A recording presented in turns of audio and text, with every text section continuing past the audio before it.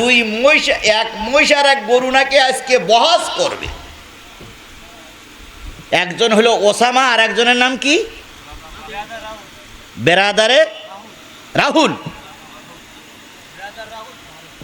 দুইজন আজকে নাকি বহস করবে তারাবির নামাজ 8 টাকাত না 20 টাকাত। বাহাস আর খুঁজে পেলে না। 20 টাকাত তারাবি পড়লি কেউ জাহান্নামে যাবে, আবার 8 টাকাত পড়লি সে কি মুসলমানতে খারিজ হয়ে যাবে? তাহলে 8 টাকাত পড়লু মুসলমান, 20 টাকাত পড়লু মুসলমান। কথা বলে ঠিক না বেটি? এই নিয়ে বিতর্ক করো, বিতর্ক করো তাদের বিরুদ্ধে যারা ইসলামের বিরুদ্ধে কথা বলছে। সম্মেলন করো তাদের বিরুদ্ধে যারা কোরআনের বিরুদ্ধে আইন তৈরি করছে। সম্মেলন করো তাদের বিরুদ্ধে যারা আল্লাহর আইন চায় না। সম্মেলন করো তাদের বিরুদ্ধে যারা আলেমদেরকে ধরে ধরে জেলে ঢুকাচ্ছে। সবগুলো চোখে দেখতে পাও না। কনে 20 টাকার তারাবি পড়বে না 8 টাকার তারাবি পড়বে, তাই ওনারা বহাস করবে, তাই আবার মাইকিং করতেছে, পোস্টারিং করতেছে। এই দুই গ্রুপের বেঁধে উল্টো করে ঝুলানো উচিত। এই দুই গ্রুপেরই বেঁধে ঝুলানো উচিত। কিসের বহাস? নাহমাদুহু ওয়া নাস্তাঈনুহু ওয়া নাস্তাগফিরুহু ওয়া নাউযু বিল্লাহি মিন শুরুরি আনফুসিনা ওয়া মিন সাইয়্যাতি আ'মালিনা। من يهده الله فلا مضل له ومن يضلله فلا هادي له ونشهد أن لا إله إلا الله وحده لا شريك له الذي أرسله بالحق بشيرا ونذيرا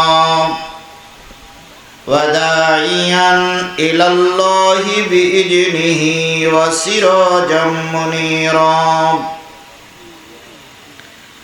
فقد قال الله تعالى في كلامه المجيد وفرقانه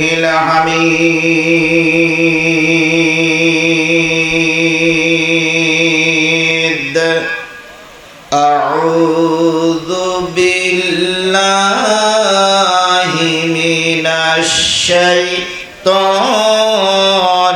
الرجيم. بسم الله الرحمن الرحيم. قل تعالوا أتل ما حرم ربكم عليكم ألا تشركوا به شيئا وبالوالدين إحسانا.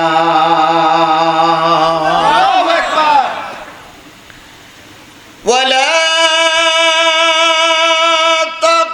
تقتلوا أولادكم من إملاق.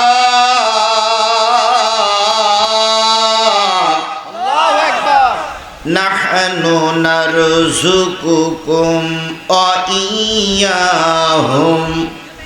ولا تقربوا الفواحش ما ظهر منها وما بطن ولا تقتلوا النفس التي حرم الله إلا بالحق. ذلكم وصاكم به لعلكم تعقلون.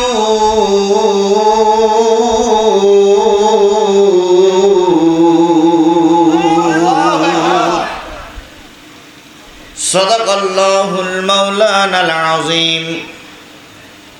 قال النبي صلى الله عليه وسلم من رأى منكم منكرا فليغيره بيده فإن لم يستطع فبلسانه فإن لم يستطع فبقلبه ذلك أضعاف الإيمان أو كما قال رسول الله صلى الله عليه وسلم إن الله وملائكته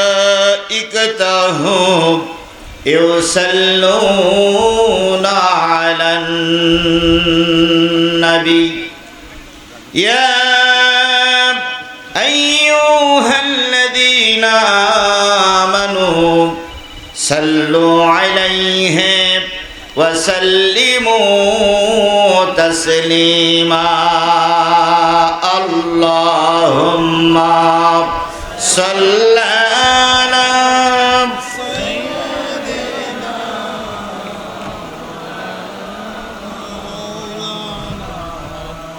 وعلى آل مولانا محبت الشهيد جري شريف اللهم صل على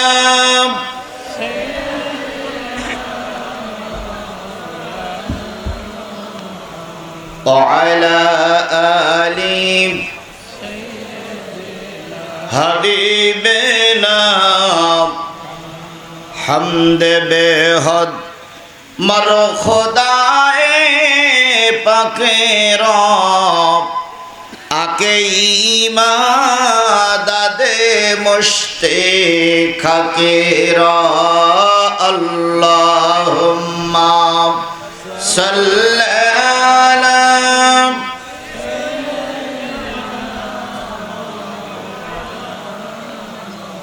وعلى آل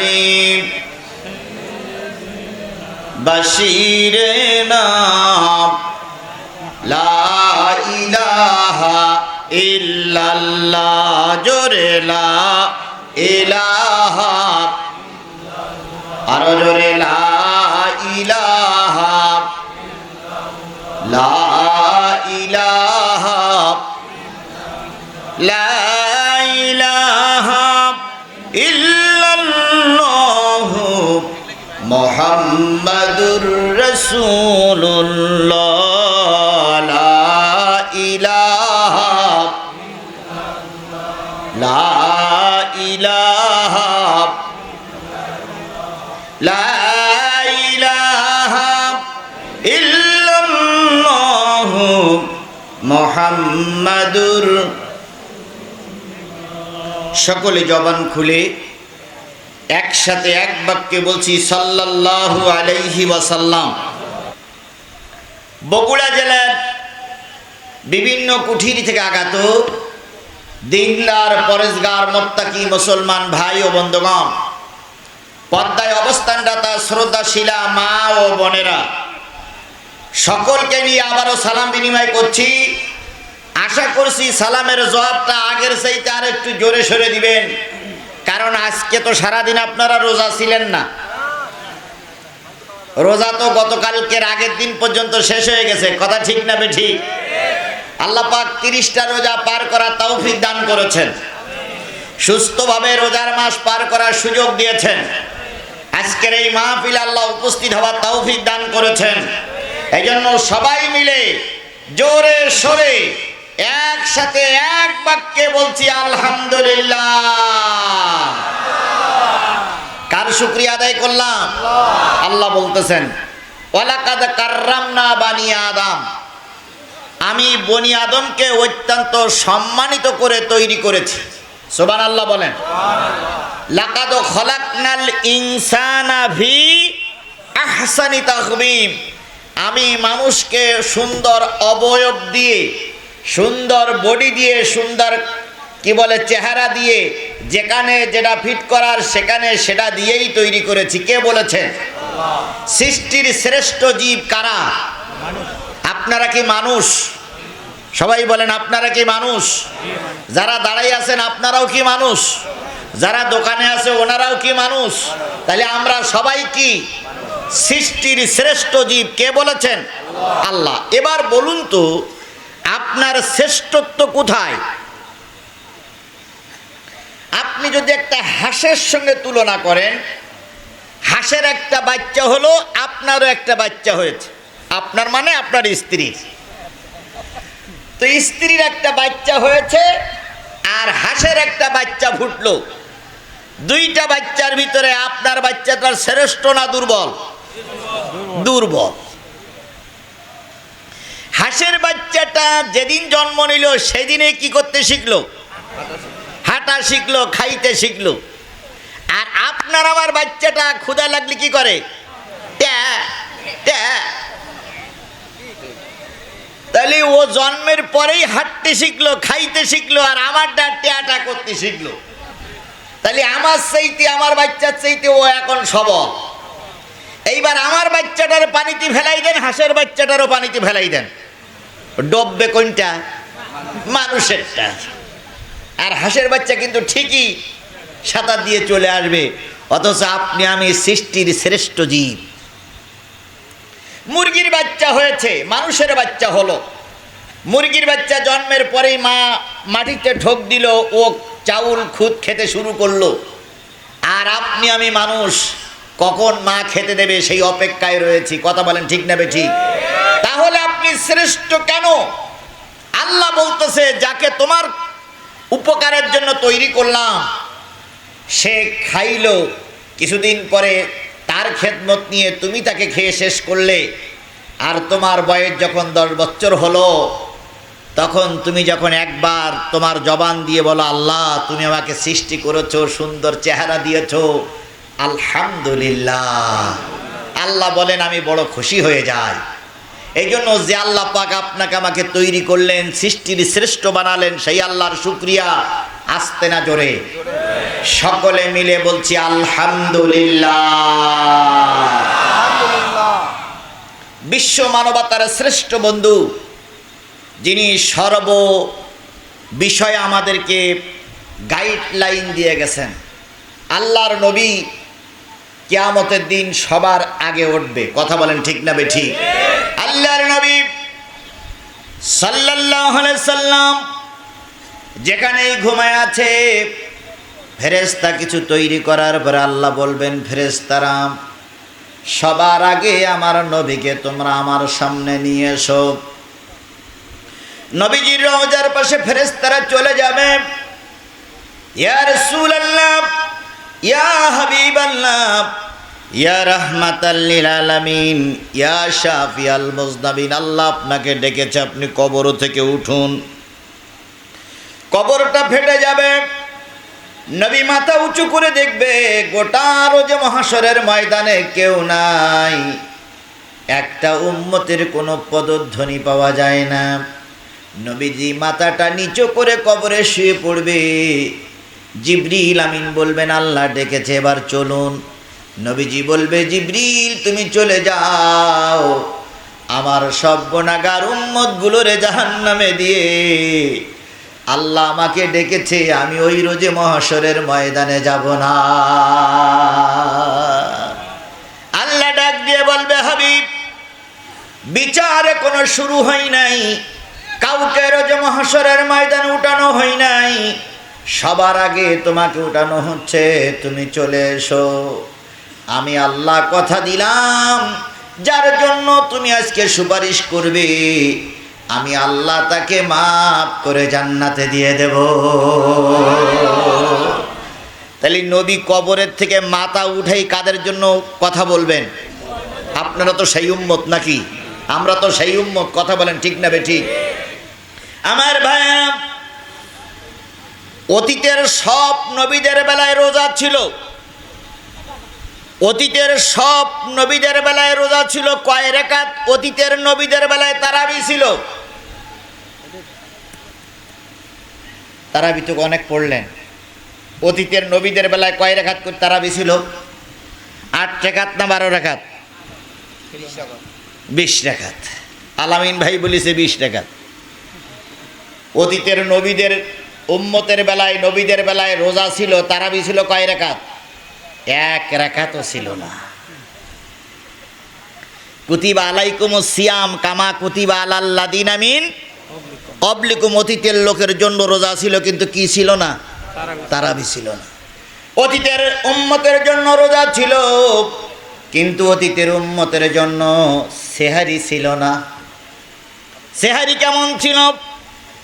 সন্ধ্যাবেলা খানা পিনা শুরু করলো, যতক্ষণ জেগে থাকবে ততক্ষণ খাবে। একবার যদি ঘুমিয়ে পড়ে সারা রাতের ভিতরে আর খাওয়া যাবে না। আচ্ছা, ওই রকম যদি আমার বেলায় হয়তো রোজা কে কে রাখতে পারতেন? শেষ রাত্রি আজানের পরেও 15 মিনিট খায়, আছে না? আজানের পরেও 15 মিনিট খায়, তারপর 2টা-2:30 বাজে খায়, হুজুর আর পারি না। তাহলে তাদের বেলার রোজা না আমাদের বেলার রোজা? নতুন বিয়ে করার 3 দিন পরে রোজা শুরু হলো। দাউদ আলাইহিস সালাম বলে দিলেন, মুসা আলাইহিস সালাম বলে দিলেন, ঈসা রুহুল্লাহ বলে দিলেন, তুমি রোজাদার, রাতেও স্ত্রীর ধারে কাছে যাইতে পারবা না, দিনের বেলাও পারবা না।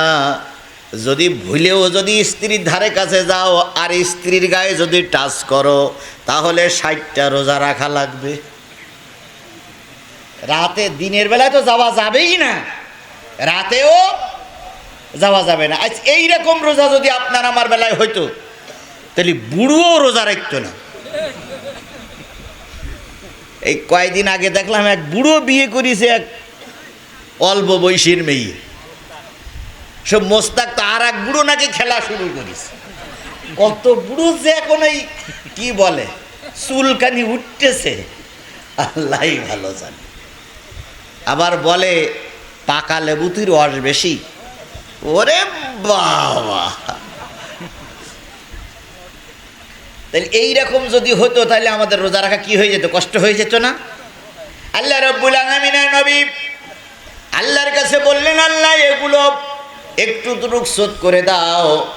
আল্লাহ কোরআনের আয়াত নাজেল করে দিয়ে বললেন, নবী সূর্য উদয় থেকে সূর্য শুরু করে সূর্য অস্ত পর্যন্ত সকল প্রকার খানা পিনা আর সকল প্রকার যৌনচার থেকে বিরত থাকার নাম রোজা। তাহলে তারাবি অতীতের নবীদের বেলায় উম্মতের বেলায় কি ছিল? আমাদের বেলায় 20 রাকাত, 8 রাকাত, 12 রাকাত। এখন আবার তারাবি নিয়েই মারামারি। আজকে শুনতেছি 2 মহিষ না গরু, না 2 মহিষ, 1 মহিষ আর 1 গরু নাকি আজকে বহস করবে। একজন হলো ওসামা আর একজনের নাম কি?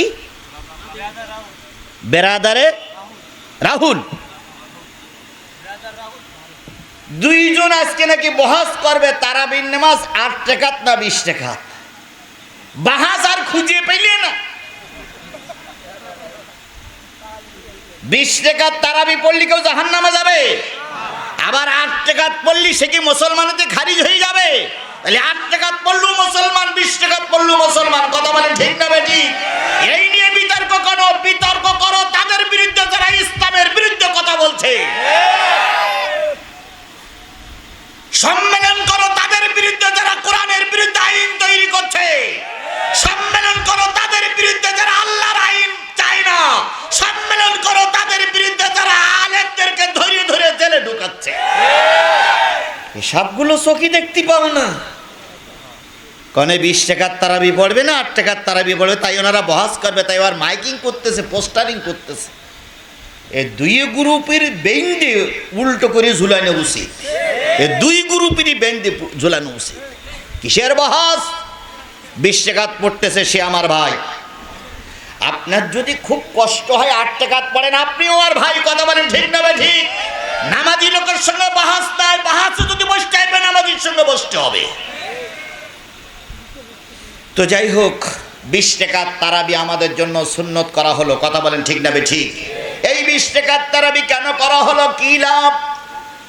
আল্লাহ নবী বলেছেন আমার উম্মতেরা বয়স কম পাবে। এই 20 রাকাত তারাবি নফল সুন্নত নামাজ যারা পড়বে, কিয়ামতের দিন যখন ফরজ নামাজ কম পড়ে যাবে, এই তারাবি নফল সুন্নত দিয়ে আল্লাহ পাকের নবীর উম্মতদেরকে আল্লাহ পাক জান্নাতে দিয়ে দেবে। 10 বছর বয়স থেকে নামাজ ফরজ ছিল, তাই না ভাই? 10 বছর বয়সের থেকে এই পর্যন্ত যার যা বয়স, একক তো নামাজ কাজা হয়নি, এরকম লোক হাত তুলতে পারবেন? পারবেন? তাহলে আমাদের কিছু নামাজ ঘাটতি আছে, এই ঘাটতিগুলো এই তারাবি দিয়ে, এই সুন্নত দিয়ে, এই নফল দিয়ে, এই ওয়াজিব নামাজ দিয়ে পূরণ করা হবে। এই জন্য যে যত সুন্নত, যে যত নফল পড়তে পারবেন, কিয়ামতের দিন সে সবার আগে জান্নাতে যেতে পারবে। তাহলে এখানে যদি 20 টাকাতে একজন পড়ে, পড়ুক। আপনার ভালো লাগতেছে না, আপনি 8 টাকা পড়েন, কিন্তু ওর পিছনে গুতাচ্ছেন কেন আপনি?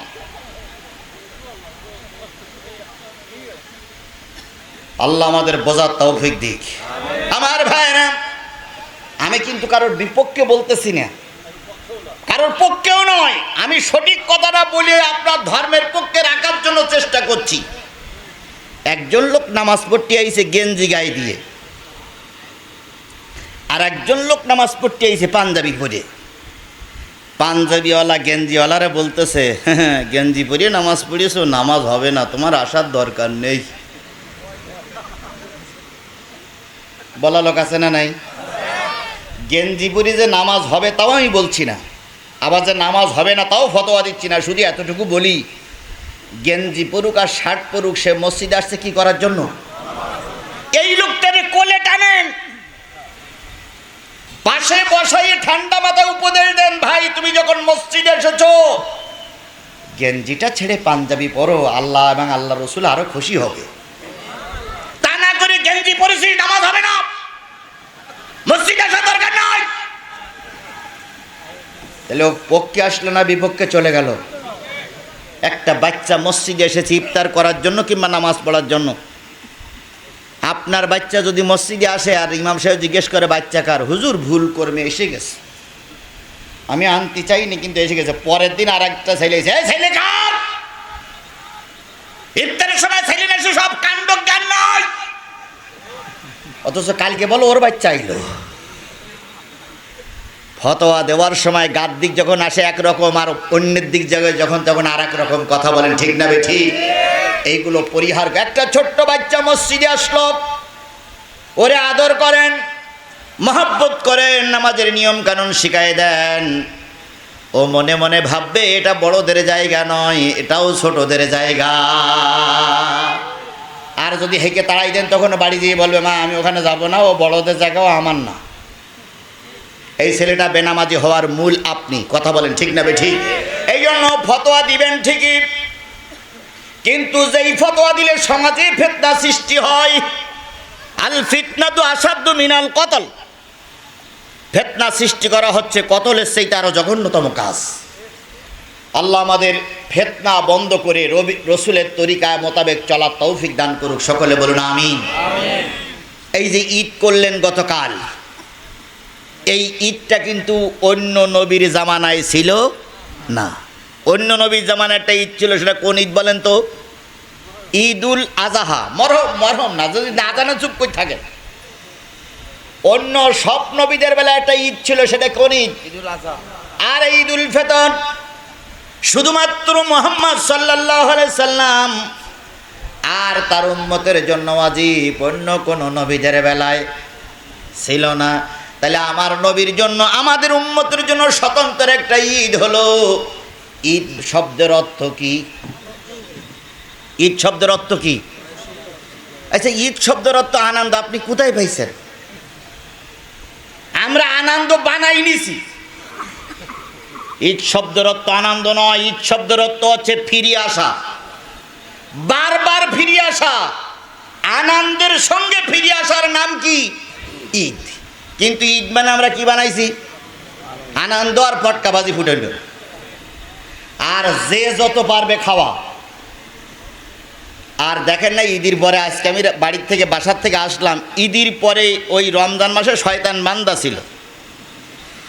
এখন যে শয়তান রাস্তায় নেমেছে ভাই, ওই ইবলিশ শয়তান আর এই এলাকায় নেই। ওরে সর্বনাশ, মেয়েরা যে কি! আমার ড্রাইভার বলতেছে পাশের ছেলেটারে যে পুরুষের হাঁটুর টাকনুর নিচে ওপরে কাপড় পরা সুন্নত, আর মেয়েদের টাকনুর নিচে কাপড় পরা সুন্নত। এখন মেয়েরা টাকনু ছাড়া আরো এক বিঘত উপরে কাপড় পরতেছে, আর এত টাইট ফিট প্যান্ট আর পায়জামা পরিস। আমি চিন্তা করি ও যদি ছোট রুমে যায় তাহলে ও খুলবে কি করে? অথচ মেয়েদের পোশাক পরতে হবে কি, আর পুরুষরা ঢিলা ঢালা পড়বে, টাইট একটু পড়তে পারে, কিন্তু মেয়েরা এখন এমন টাইট পরিস, যদি বাইসেস খোলা লাগে তাহলে ওই গাছের গায়ে দড়ি বেঁধে আর ওর কোমরে বেঁধে ৩-৪ জন ওই পায়জামা ধরে টানতে হবে। তারপরেও খুলবে কিনা আল্লাহই ভালো জানে। আমার ভাইয়েরা, তাহলে ঈদ কিন্তু অন্য নবীদের বেলায় ছিল না, আমাদের বেলায় ঈদ। কথা বলেন ঠিক না বেঠিক? ঈদের ১ নম্বর হক হলো ছোট বড় ধনী গরিব একই মঞ্চে চলে আসলো, একই ময়দানে চলে আসলো। সালাত আদায় করার পর একে অপরের সঙ্গে কোলাকুলি করলো, মোসাফা করলো, আর বলল ভাই দ্বিধাদ্বন্দ্ব সব ভুলে গেলাম, তুমি আর আমি ভাই ভাই। চলো তুমি আমার বাড়ি, আমি যাব তোমার বাড়ি, তুমি যা রান্না করেছো আমি খাবো, তো আমি যা রান্না করেছি তুমি খাবো, এসে সবাই একসঙ্গে মিলেমিশে যাই।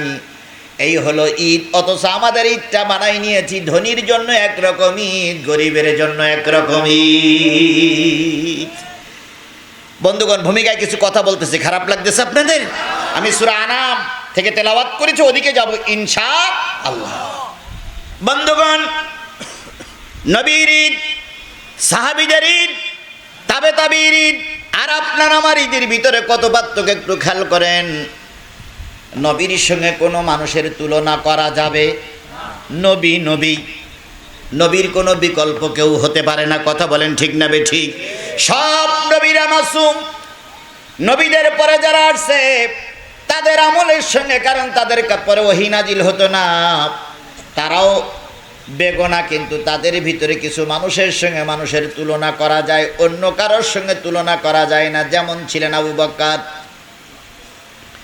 নবীজির মৃত্যুর পর আবু বকর হলেন মদিনার খলিফা। উনি খেলাফত আমল ছিল কয় বছর বলেন তো? 2 বছর 3 মাস 17 দিন 6 ঘন্টা আবু বকরের খেলাফত আমল। এই খেলাফতের সময় আবু বকর সিদ্দিক রাদিয়াল্লাহু তাআলা আনহু 4টা ঈদের নামাজ পেয়েছিলেন। একটা ঈদ, একটা কুরবানির ঈদ। পরবর্তী বছর একটা ঈদ, একটা কুরবানির ঈদ।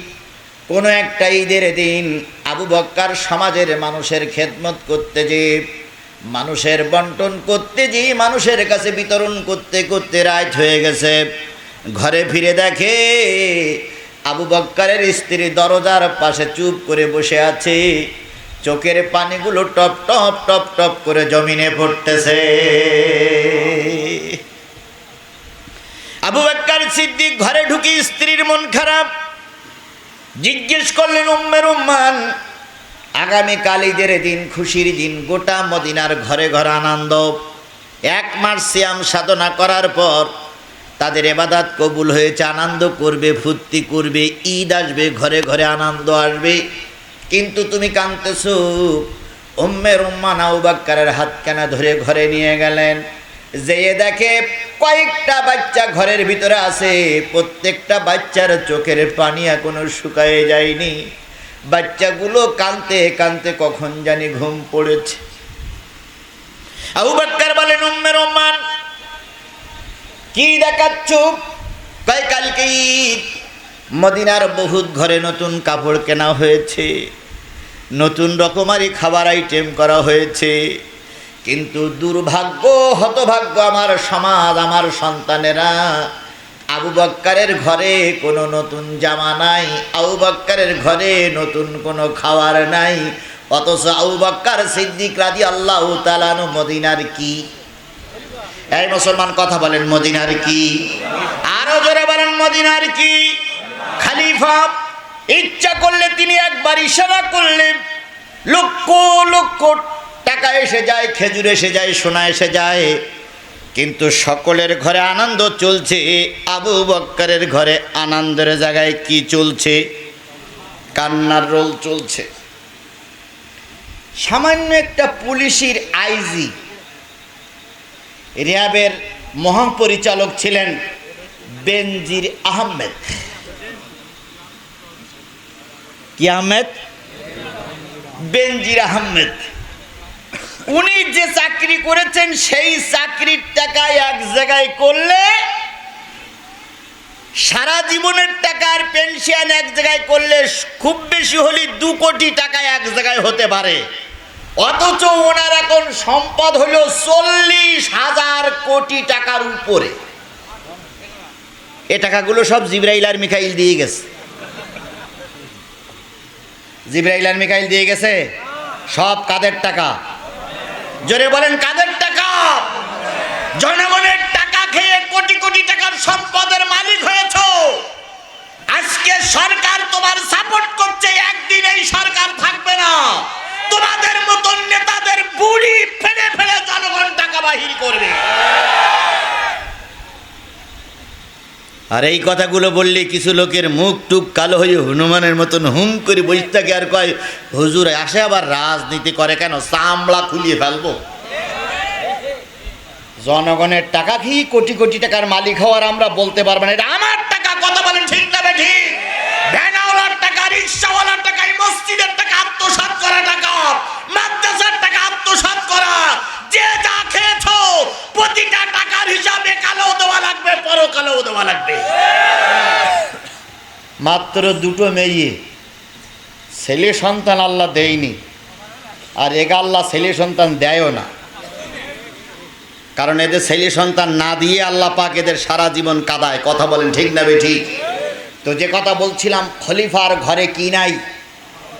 খাবার নাই। বাচ্চারা ঈদের দিন কি করতেছে? হযরত আবু বকর বলেন, উম্মে রুম্মান, কেনই ভাইয়েরা কাঁদে?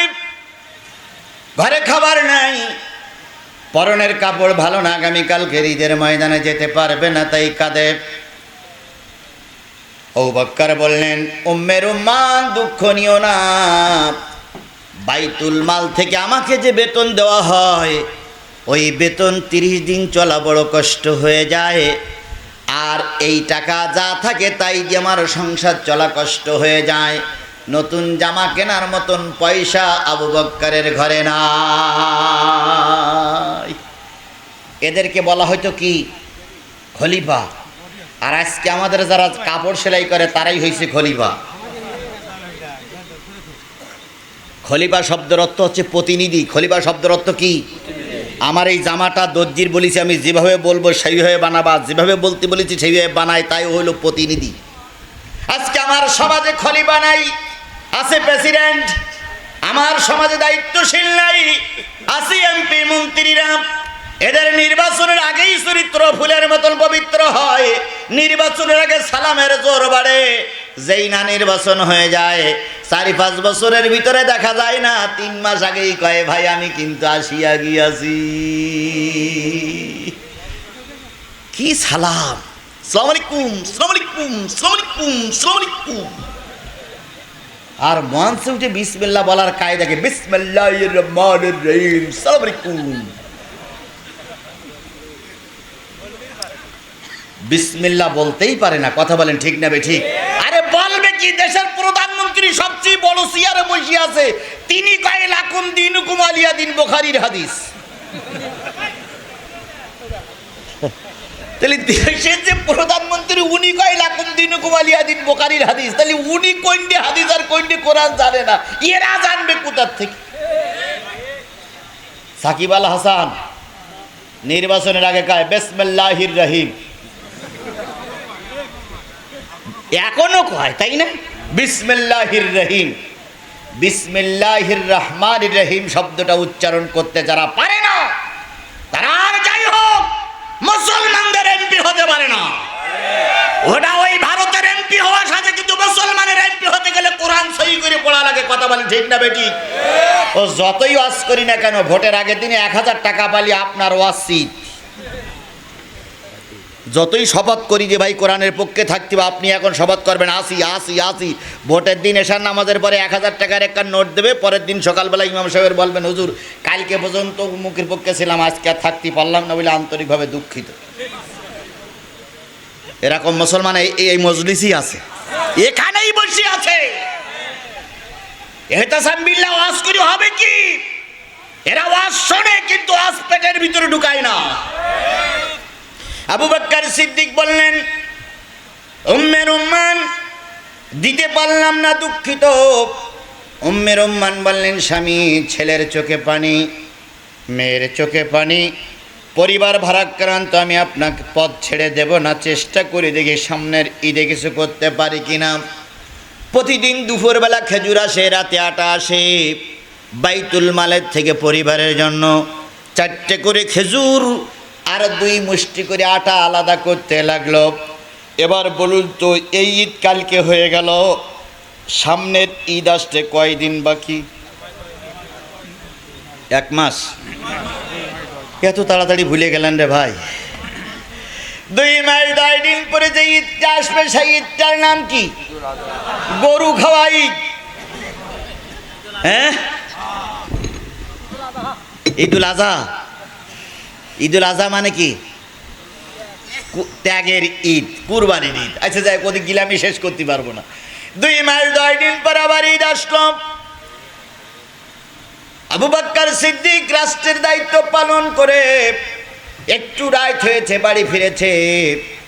গত ঈদে এসে দেখে স্ত্রী কি করতেছিল, কাঁদতেছিল। আজকে এসে দেখে স্ত্রী খুব খুশি খুশি ভাব। কিরে উম্মে রুম্মান আজকে খুশি খুশি কেন? উম্মে রুম্মান 2টা পোটলা নিয়ে আসলেন। কি নিয়ে আসলেন? একটা পোটলার ভিতরে খেজুর আর একটা পোটলার ভিতরে আটা। 2টা পোটলা এনে স্বামীর হাতে দিয়ে বলতেছে স্বামী গত ঈদে ছেলে মেয়ের চোখের পানি মুছতে পারি নাই, তাই 2 মাস 10 দিন চেষ্টা করে 2টো পোটলা বানিয়েছি। পোটলা 2টা বাজারে নিয়ে যাও, পোটলা 2টো বিক্রি করে যা হবে সেই টাকা দিয়ে আমার সন্তানদের নতুন কাপড় নিয়ে এসো। আবু বকর বললেন পোটলার ভিতরে কি? কয় এটার ভিতরে খেজুর আর এটার ভিতরে কি? আটা। কোথায় পেয়েছো? আবু বকরের স্ত্রী সব কিছু খুলে বললেন যে নিজের পরিবারে একটু কষ্ট করে 2 মাস 10 দিনের ভিতরে এইটা সঞ্চয় হয়েছে, জমা হয়েছে, ব্যাংকিং হয়েছে। আবু বকর সিদ্দিক রাদিয়াল্লাহু তাআলা আনহু 2টা পোটলা নিয়ে বাজারে গেলেন। 2টা পোটলা নিয়ে বাজারে যখন বিক্রি করবেন তখন মনের ভিতরে একটু সংকোচ বোধ করলেন। আমি না খলিফা, কত মানুষ রাস্তার পাশে না খেয়ে পড়ে আছে, কত মানুষ বস্ত্রহীন অবস্থায় আছে, কত মানুষ গরিব অসহায় মানুষ, তাদের কোনো সম্বল নেই, সহায় নেই। আমার পরিবারে যদি আনন্দ চলে আমি কিয়ামতের দিন আল্লাহর কাছে কৈফিয়ত দিতে পারবো না। 2টা পোটলা বাইতুল মালে জমা দিলেন। বাইতুল মালে জমা দিয়ে আবু বকর অনেক রাত্রি ফিরে আসলেন। আবু বকরের স্ত্রী পথ চেয়ে বসে আছে, কখন স্বামী নতুন কাপড় নিয়ে আসবে। কিছুক্ষণ পরে খালি হাতে ফিরে আসলেন। উম্মে রুম্মান জিজ্ঞেস করলেন কই সেই নতুন কাপড়, কই সেই নতুন খানা পিনা? আবু বকর বলেন উম্মে রুম্মান সবগুলো বাইতুল মালে জমা দিয়ে দিয়েছি। আপনি জমা দেবার কে? আপনি জমা দেবার কে? আমি তো না খেয়েই সঞ্চয় করেছি। কথা বলেন ঠিক না ঠিক? তাহলে আপনি জমা দেবেন কেন? উম্মে রুম্মান বললেন আপনি জমা দিলেন কেন? আবু বকর বলেন উম্মে রুম্মান ভালো করে শোনো, এইগুলো জমা শুধু দেই নাই, আগামীকাল দুপুরবেলা যখন খেজুর আসবে তখন বলে দিয়েছি 4টে খেজুর কম দিও। যখন রাতের আটা আসবে তখন বলেছি 2 মুষ্টি কম দিও, কারণ 2 মাস 10 দিন আমিও তোমার সঙ্গে খানা পিনা করে বুঝেছি পরিবারে কোনো কষ্ট হই নাই। 4টে কম হইলে আর একজন গরিব মানুষ বাঁচবে, আর আমার পরিবার না খেয়ে কষ্ট পাবে না, সুতরাং 4টে করে কম দিও। এর নাম হলো রসুলের সাহাবী। এরকম চরিত্রবান যদি হওয়া যায় তাহলে এই ঈদ আমাদের জন্য আনন্দদায়ক। কথা বলেন ঠিক না ঠিক? হযরত ওমর ফারুক রাদিয়াল্লাহু তাআলা নিজের দিন কেঁদেছিলেন। উনি বলেছিলেন, যার নামাজ, যার রোজা, যার ইফতারি, যার সিহারি, যার দান সদকা কবুল হয়েছে সে আনন্দ করুক। আমারটা কবুল হয়েছে কিনা আমি জানি না, এই জন্য আনন্দের জন্য ঈদগার ময়দানে যাব না। ও আমার ভাইরা, রসুলের সেই শিক্ষা নিয়েই আজকে ঈদের পরের দিন এই তাফসীর মাহফিলে এসেছি। এই জন্য রসুলের নামে দুরূদ আর সালাম সকলে মিলে বলছি সাল্লাল্লাহু আলাইহি ওয়াসাল্লাম। বন্ধুগণ, সবাই মিলে বলুন তো কি শোনার জন্য এসেছি? আরো জোরে বলেন, কি শোনার জন্য এসেছি? কোরআনের চাইতে দামি কিতাব আর পৃথিবীতে কিছু আছে? জোরে বলেন আছে? আরো জোরে বলেন আছে? তবে সকলের কাছে কোরআন দামি নয়, যারা কোরআন বোঝে তাদের কাছেই কোরআন দামি। ছাত্র ওস্তাদের কাছে বলতেছে, ওস্তাদ আমি তো কোরআন হেফজ করতেছি, এর মূল্য কত? ওস্তাদ বলতেছে যে পৃথিবীর সব জায়গায় সব কিছু যদি এক প্ল্যাটফর্মে রাখো আর কোরআন যদি আর এক প্ল্যাটফর্মে রাখো তাহলে এই কোরআনের মর্যাদা বেশি। আপনারা কি তাই মনে করেন? আপনারা কি তাই মনে করেন? আমিও তাই মনে করি। বলুন সুবহানাল্লাহ। তো ছাত্র চিন্তা করতেছি, এত দামি জিনিস আল্লাহ আমার শেখাচ্ছে, আমি এক পারা দুই পারা মুখস্থ করেছি, এত দামি জিনিস, এখন যাবার পথে হঠাৎ করে সাইন্ডেলের ফিতে ছিঁড়ে গেছে। মুসির কাছে যেয়ে বলতেছে ফেটে একটু সই করে দেন তো। তা মুসি ফিতেটা জুত করে দেওয়াছে, দেওয়ার পরে বলতে টাকা দাও। ছাত্র এবার বুকে হাত বেঁধে বলতেছে আউযু বিল্লাহি মিনাশ শাইতানির রাজিম বিসমিল্লাহির রহমানির রহিম আলহামদুলিল্লাহি রাব্বিল আলামিন আর রহমানির রহিম মালিকি ইয়াউমিদ্দিন ইয়াকা না'বুদু ওয়া ইয়াকা নাস্তাইন আলিফ লাম মিম যালিকাল কিতাবু লা রাইবা ফি। মুসিবত যাই থাম থাম থাম থাম, আমি তোর কাছে টাকা চাইছি, তুই বাউ বাউ করতেছিস কেন? টাকা ফেল। তাই তো হুজুর যে বলল পৃথিবীর সবচেয়ে দামি কিতাব হইল কোরআন, ওসব বুঝিনি, 1 টাকা দেওয়ার দরকার 1 টাকা দিয়ে যা। এখন জুতো রেখে হুজুরের কাছে বলতে, হুজুর আপনিও মিথ্যে কথা বলেন। হুজুর বলতেছে কেন? ভাই আপনি যে বলেন সবচেয়ে দামি, একটু জুতোর ফিতে সই করেছি, সূরা বাকারার খানিকটা পড়েছি, সূরা ফাতিহা পড়েছি, তারপরে বলে টাকা দেন, তাহলে দামি হইল কি করে? হুজুর বলতেছে বাজান একটু অপেক্ষা কর। হুজুর বাক্সটা খুললো, আলমারিটা খুলে একটা লোহার মতন একটা মার্বেল বাহির করলো। বাহির করে বলতেছে বাজান রে, দোকানে যা, বাজারে যা, বাজারে যাচাই বাছাই করবি, কিন্তু মার্বেলটা যেন বিক্রি করিস না, শুধু শুনিয়ে আসবি কে কত দাম বলে। মার্বেলটা নিয়ে ছাত্র 2 পাড়ার হাফেজ তরকারির দোকানে যেয়ে বলতেছে ভাই এটা কিনবেন? তরকারির দোকান দেখে বলতেছে ওই 100 গ্রামও হবে না, আর ওই 100 গ্রাম এমনি আমি ফাও দেই। কি যদি পুঁই শাক নেন তো 100 গ্রাম ফাও দেবে না? আলু নিলেও একটু টান দেয়, ও আমার দরকার নেই, নিয়ে যা নিয়ে যা। দোকান তাইছে চাউলের দোকানে, চাউলের দোকানদারের কাছে বলতে কিনবেন? কাছে না ও 50 গ্রাম হবে, ও আমার 50 গ্রাম এমনি আমি ছাড়টাই নেব না, চলে যা। কামারের দোকানে গেছে কি বলতে, ও তো ছুরিও হবে না, দাও হবে না, চলে যা। ছাত্র চলে আসতেছে, হঠাৎ করে এক স্বর্ণকারের দোকান পড়েছে, স্বর্ণকারের কাছে যেয়ে বলতেছে ভাই এটা কি কিনবেন? স্বর্ণকার হাতে নিয়ে একটা ঘষা দিয়ে বলতেছে সর্বনাশ, তুই আমার কোলে আয়, এত দামি জিনিস কই পালি, কত টাকা তুই নিবি? ছেলে তখন বলতেছে তরকারিওয়ালা চিনল না, চাউলাওয়ালা চিনল না, মুদি দোকানদার চিনল না, কামারও চিনল না, এত দাম দিতে নিতে চাইল, তাহলে মনে হয় জিনিসটা ভালো। ছাত্র কয় বিক্রি হবে না, কয় কত লাখ নিবি শুধু বল। এবার ফিরে আসার পর ওস্তাদ বলতেছে কি হয়েছে? কয় হুজুর 5 দোকানে খুঁজলাম, 4 দোকানওয়ালারা তাড়াই দিল, একটা লোক কদরের সঙ্গে দাম দিতে চাইলো, কিন্তু আমি দেই নাই, ফিরাই নিয়ে আসছি। হুজুর তখন বুকের ভিতরে জড়াই ধরে বলতেছে বাজান রে, এই 5 জনের ভিতরে যে এই সোনাটারে চিনেছে তার কাছে এই সোনার মূল্য অনেক বেশি। কথা বলেন ঠিক না বেঠিক? ও আমার ভাইরা, এই কোরআন কিন্তু মুসির কাছে প্রিয় না, এই কোরআন কিন্তু সুদখোরের কাছে ভালো লাগবে না, কথা বলেন ঠিক না বেঠিক? এই কোরআন যাদের জন্মের সমস্যা আছে তার কাছেও ভালো লাগবে না, যার বাবা ভালো, মা ভালো, যার রক্ত ভালো, যার জন্ম ভালো, তাদের কাছেই কেবল কোরআন ভালো লাগবে।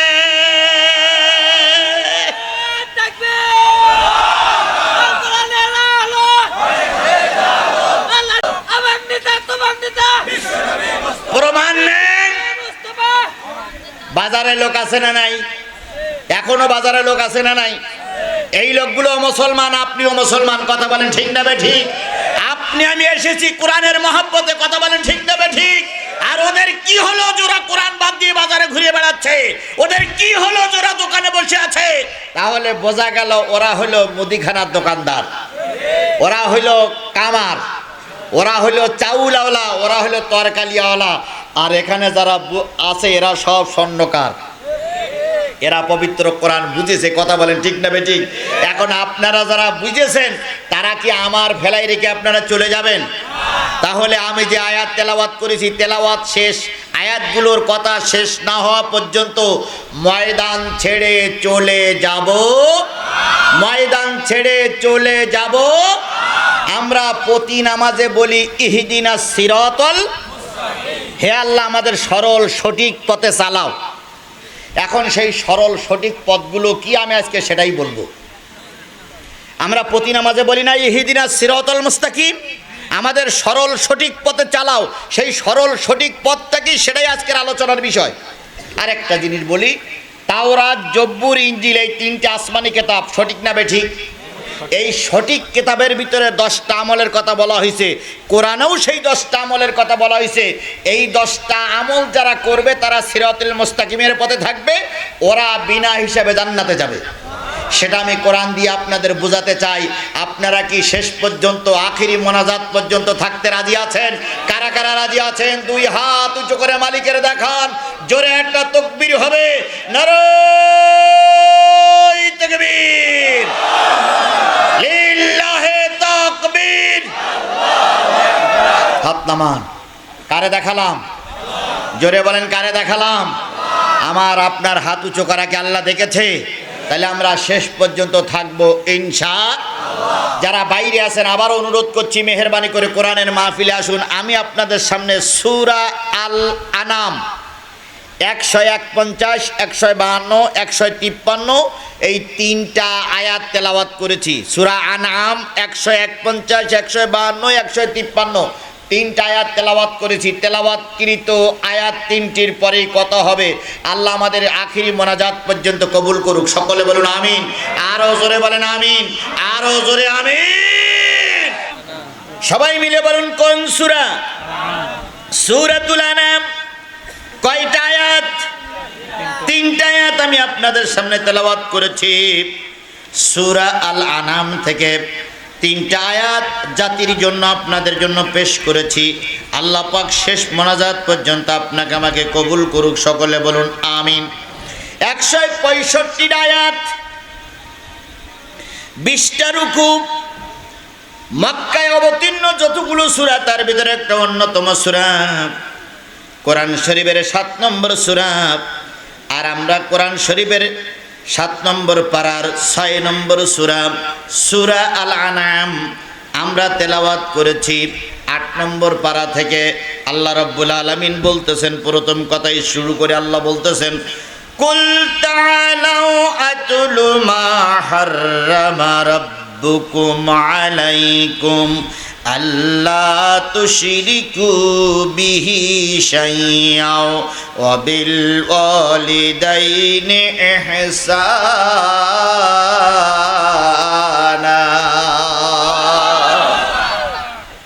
হে নবী, আপনি পাঠ করে শোনান সেই সমস্ত জিনিসগুলো, আপনি মানুষের কাছে পাঠ করে শোনান যা তোমাদের রব তোমাদের উপরে আর আমার রব আমার উপরে যেগুলো হারাম করেছিল এই জিনিসগুলো পাঠ করে শোনাও। হারাম মানে কি? নিষিদ্ধ। আল্লাহ যেগুলো নিষিদ্ধ করেছেন তোমরা তোমাদের মতন ইহুদিদের জন্য, আমাদের মতন মুসলমানদের জন্য, সেইগুলো পাঠ করে শোনাও। মানুষের কাছে পাঠ করে শোনাও। সেগুলো কি? আল্লাহ তুশরিকু বিহি শাইয়ান, সকল ধর্মের জন্য আমি আল্লাহ বলে দিলাম, খবরদার খবরদার আল্লাহর সঙ্গে শরিক করবে না। ইহুদিদের জন্য শরিক করা কি? হারাম। খ্রিস্টানদের জন্য আল্লাহর সঙ্গে শরিক করা কি? হারাম। আমাদের জন্য আল্লাহর সঙ্গে শরিক করা কি? এখন আমরা শরিক করি না করি না? কেমন করি? বিরাট নামাজি চেয়ারম্যানকে দেখে বলতেছে, চেয়ারম্যান সাহেব, আপনি আমার রেশনের কার্ডটা যদি না দিতেন ছেলে মেয়ে সব না খেয়ে মারা যেত। তাইলে কার সঙ্গে শরিক করলাম? চেয়ারম্যান আমার খাওয়ানোর মালিক নয়, চেয়ারম্যান আমার পড়ানোর মালিক নয়, বাঁচানোর মালিক নয়। আমার বাঁচানোর মালিক কে? আরো জোরে বলেন, বাঁচানোর মালিক কে?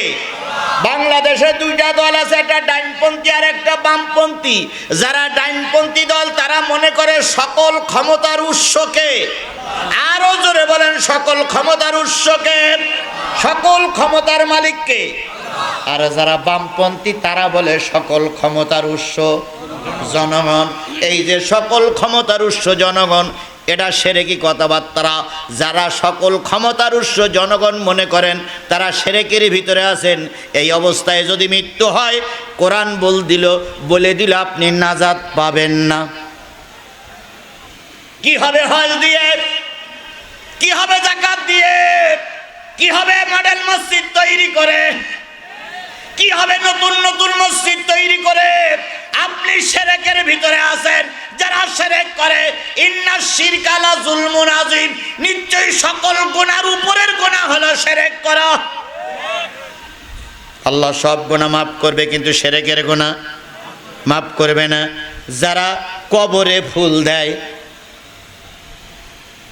যারা কবরে ফুল দেয়, তাই সে বাবার কবরে হোক আর স্বামীর কবরে হোক, আর এই মুনাফিকের সাদের কবরে হোক, কবরে যারা ফুল দেয় তারা কি করে? সমস্ত বাংলাদেশের আলেমগুলো একমত, কবরে ফুল দেওয়া কি? এই মুসলমান কথা বলেন না কেন? ঠাস ঠাস করে কথা বলবেন। আপনারা কি হাতে চুরি পরি বসে আছেন? আলে মুসলমান ঠাস ঠাস করে কথা বলবে। কবরে ফুল দেওয়া কি? জোরে বলেন, কবরে ফুল দেওয়া কি? এই শিরক যদি তুমি বন্ধ না করো তাহলে তোমার মৃত্যুর পরে আল্লাহ তোমারে ক্ষমা করবে না। অথচ এই শিরক আমাদের হর হামেশা চলতেই আছে। কয়দিন আগে চলে গেল 21শে ফেব্রুয়ারি, 3 ঠ্যাং নে বানাইয়ে 3 ঠ্যাঙের মাথায় ফুল দিয়েছে। এই 3 ঠ্যাঙের মাথায় ফুল দেওয়াটাও কি শিরক? তাহলে কবরে ফুল দেওয়া শিরক, নেতার মাজারে ফুল দেওয়া শিরক, এরপরে 3 বেদির মাথায় ফুল দেওয়া শিরক। 26শে মার্চে যে সমস্ত কাজগুলো করতেছেন বাংলাদেশের সব আলেম ওলামা একমত, এগুলো শিরক।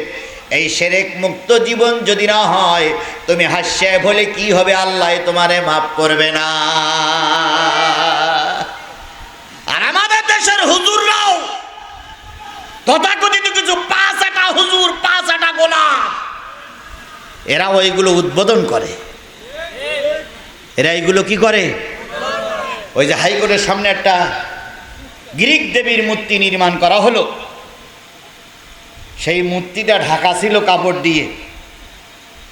যেদিন উদ্বোধন হলো সেদিন বড় এক হুজুর যাইয়ে সেইটে দোয়া করতেছে, আল্লাহ এই মূর্তি যারা নির্মাণ করেছে তাদের ক্ষমতা পাকাপোক্ত করে দাও, আল্লাহ তাদের হায়াত বাড়িয়ে দাও। ইবলিস শয়তান, আমি আমার অন্তঃচক্ষু দিয়ে দেখেছি, ইবলিস শয়তান ঢাকার বুকে ওই দিন ছিল না। ইবলিস শয়তান সোজা উড়লতেছে আর পিছনের রাস্তা দিয়ে শুধু বুটবুট বুটবুট করে বাইক সরাচ্ছে। জনগণ জিজ্ঞেস করছে, যাও কই? কে? আমার সেই বড় শয়তান ওই মূর্তি উদ্বোধন করতেছে, ওইটি আগে মরুক তারপর আমি আসবো।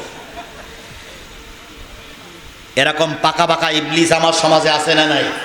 এই জন্য বন্ধুগণ, শিরক মুক্ত জীবন যাপন না করতে পারলে নাজাত পাওয়া যাবে। ঈমান আনার পরে সবচেয়ে বড় কাজ হলো শিরক মুক্ত জীবন। হযরতে বেলাল ঈমান আনলেন। কে ঈমান আনলেন? বেলাল ঈমান আনলেন। ঈমান আনার পরে টর্চারিং শুরু হলো, কম না বেশি? শুধু টর্চারিং নয়, শরীর থেকে কাপড়গুলো সব খুলে ফেললো, বেলালকে সম্পূর্ণ উলঙ্গ করা হলো। মরুভূমির ময়দানে শুধু মারি নাই, পায়ে দড়ি বেঁধে বেলালকে টানতে টানতে টানতে টানতে উত্তপ্ত মরুভূমির পরে নিয়ে গেল। বিরাট একটা পাহাড় বুকের পরে চাপিয়ে দিল।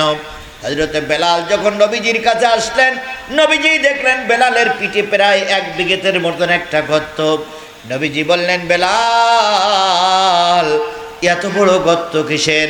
বেলাল বলেন, ইয়া রাসূলুল্লাহ, ইসলাম গ্রহণ করার পরে কাফেরেরা আমার পর অত্যাচার করেছিল, আমার চর্বিগুলো গোশতগুলো সব খসে খসে পড়ে গেছে, আর ওই জায়গায় এত বড় গর্ত হয়েছে, সেই গর্ত আর কখনো পূরণ হয়নি। বেলালের পায়ে দড়ি বেঁধে টানতে টানতে টানতে টানতে ময়দানে নিয়ে যাওয়া হলো। হযরতে বেলাল ময়দানে নিয়ে যাওয়ার পর বেলাল যখন আর কোনো কথা বলতে পারে না, তখন বেলালের যিনি মনিব ছিলেন তিনি এসে বললেন, বেলাল একটিবারের জন্য তুই বল, আমি তোর রব, আমরা তোর রব। বেলাল শুধু বলেন, আহাদ আহাদ আহাদ, এক আল্লাহ, তিনি ছাড়ার কোনো ইলাহা নাই। বুকের পরে পাথর চাপা দেওয়া হলো। বেলাল পাথর চাপা অবস্থায় পড়ে আছে। কাফেরেরা চলে গেল। হযরত আবু বকর সিদ্দিক রাদিয়াল্লাহু তাআলা সংবাদ পাইলেন, খুঁজতে খুঁজতে বেলালকে পাইলেন। বেলালের মালিকের কাছে চলে গেলেন, বেলালকে কত টাকায় বিক্রি করবে? বেলাল বিক্রি হয়ে গেল। আমার বন্ধু, জীবনের সব শেষ হয়ে গেল, কিন্তু বেলাল মুশরিক হয়ে মৃত্যুবরণ করে নাই।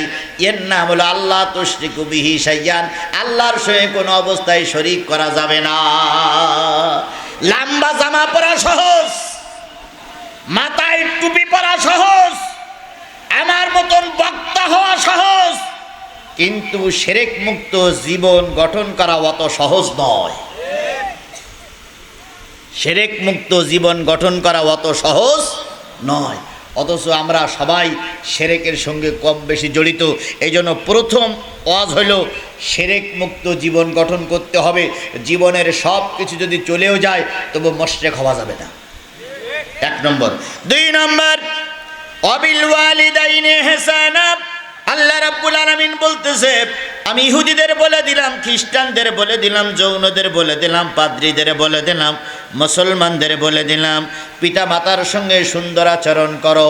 পিতামাতার সঙ্গে সুন্দর আচরণ করা কার নির্দেশ? সূরা বনী ইসরাঈলে জান আল্লাহ বলতেছেন, ওয়াকাদা রাব্বুকা আল্লা তা'বুদু ইল্লা ইয়্যাহু ওয়াবিল ওয়ালিদাইনি ইহসানা।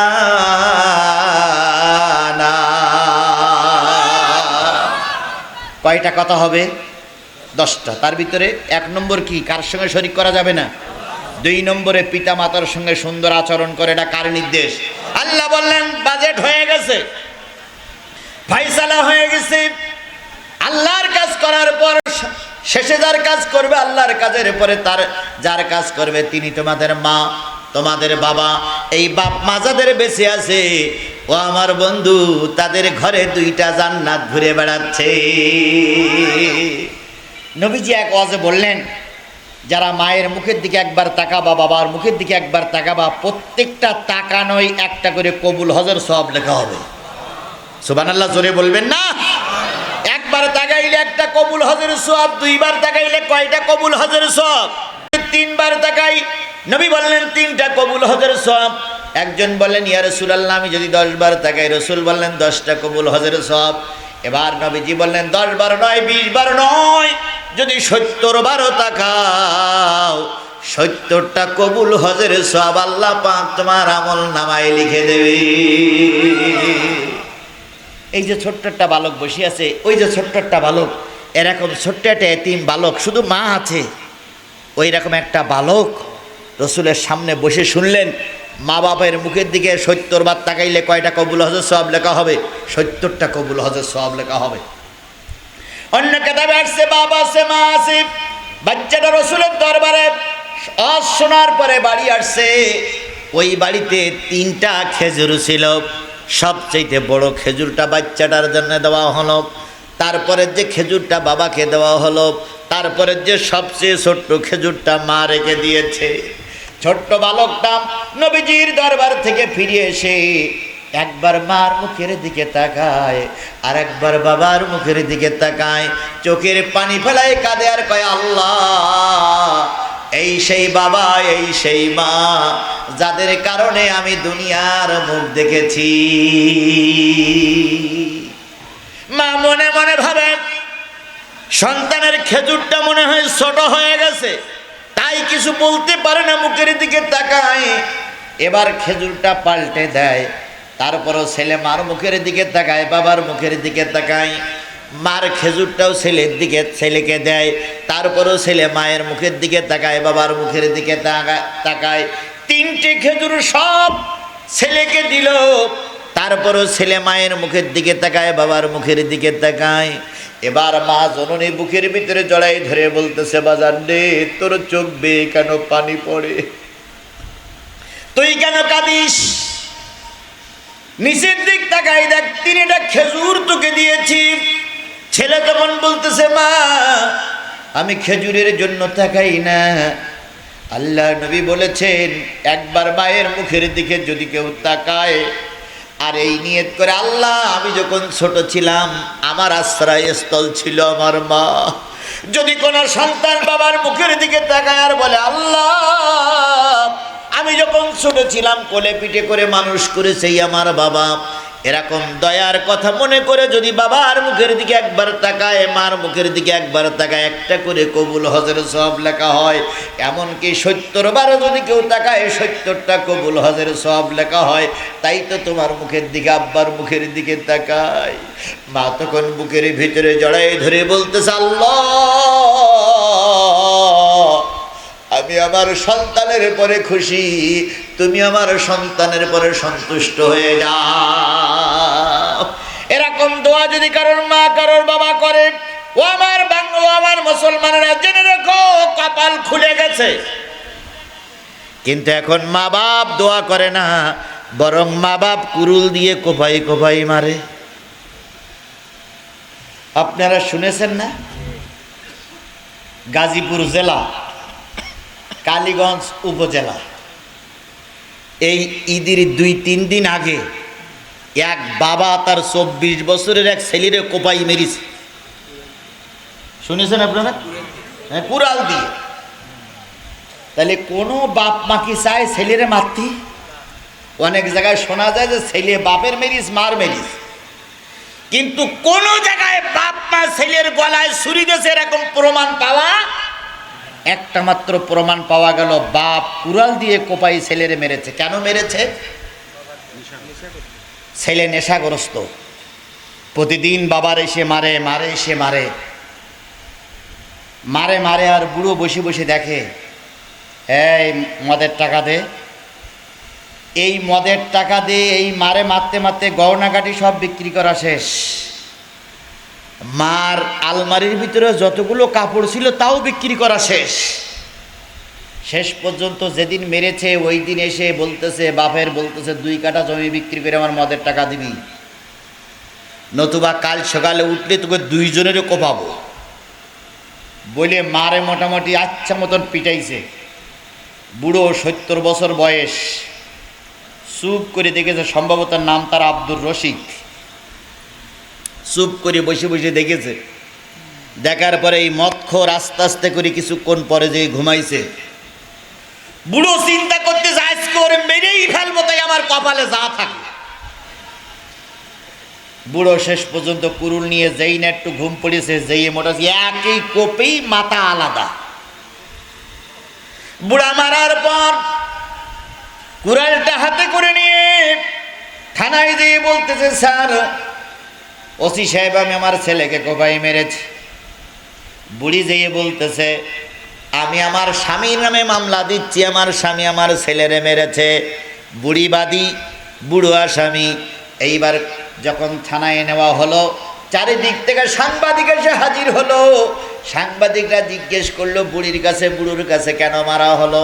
বুড়ো আর বুড়ি যা জবানবন্দি দিয়েছে তাই আপনাদের সঙ্গে বলতেছি। ও ছিল মাতাল, গ্রামবাসী বলল মাতাল, তারপরে প্রতিবেশী বলল মাতাল। আজকের এই মাতাল সন্তানের কারণে বাপ তার সন্তানকে কোপাই মারতেছে। এজন্য আজকে সমাজ দায়ী, এজন্য আজকে রাষ্ট্রপতিরা দায়ী, এজন্য দেশের প্রশাসন দায়ী। কথা বলেন ঠিক না বেঠিক? এজন্য সরকার প্রধান দায়ী। কেন দায়ী হবে না? ছেলে মাতাল দুর্নীতিগ্রস্ত, তাই ছেলেরে বুড়ো মারল। আমাদের দেশের এমপি মন্ত্রীরা মাতাল।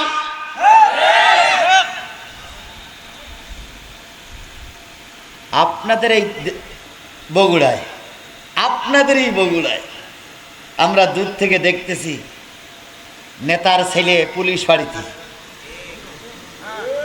নেতার ছেলে পুলিশ ফাঁড়িতে, সেই পুলিশ বাড়িতে নেতা ছাড়াই আনতে গিয়ে কোপাকুপি হয়ে এখন বিরাট মামলা চলতেছে।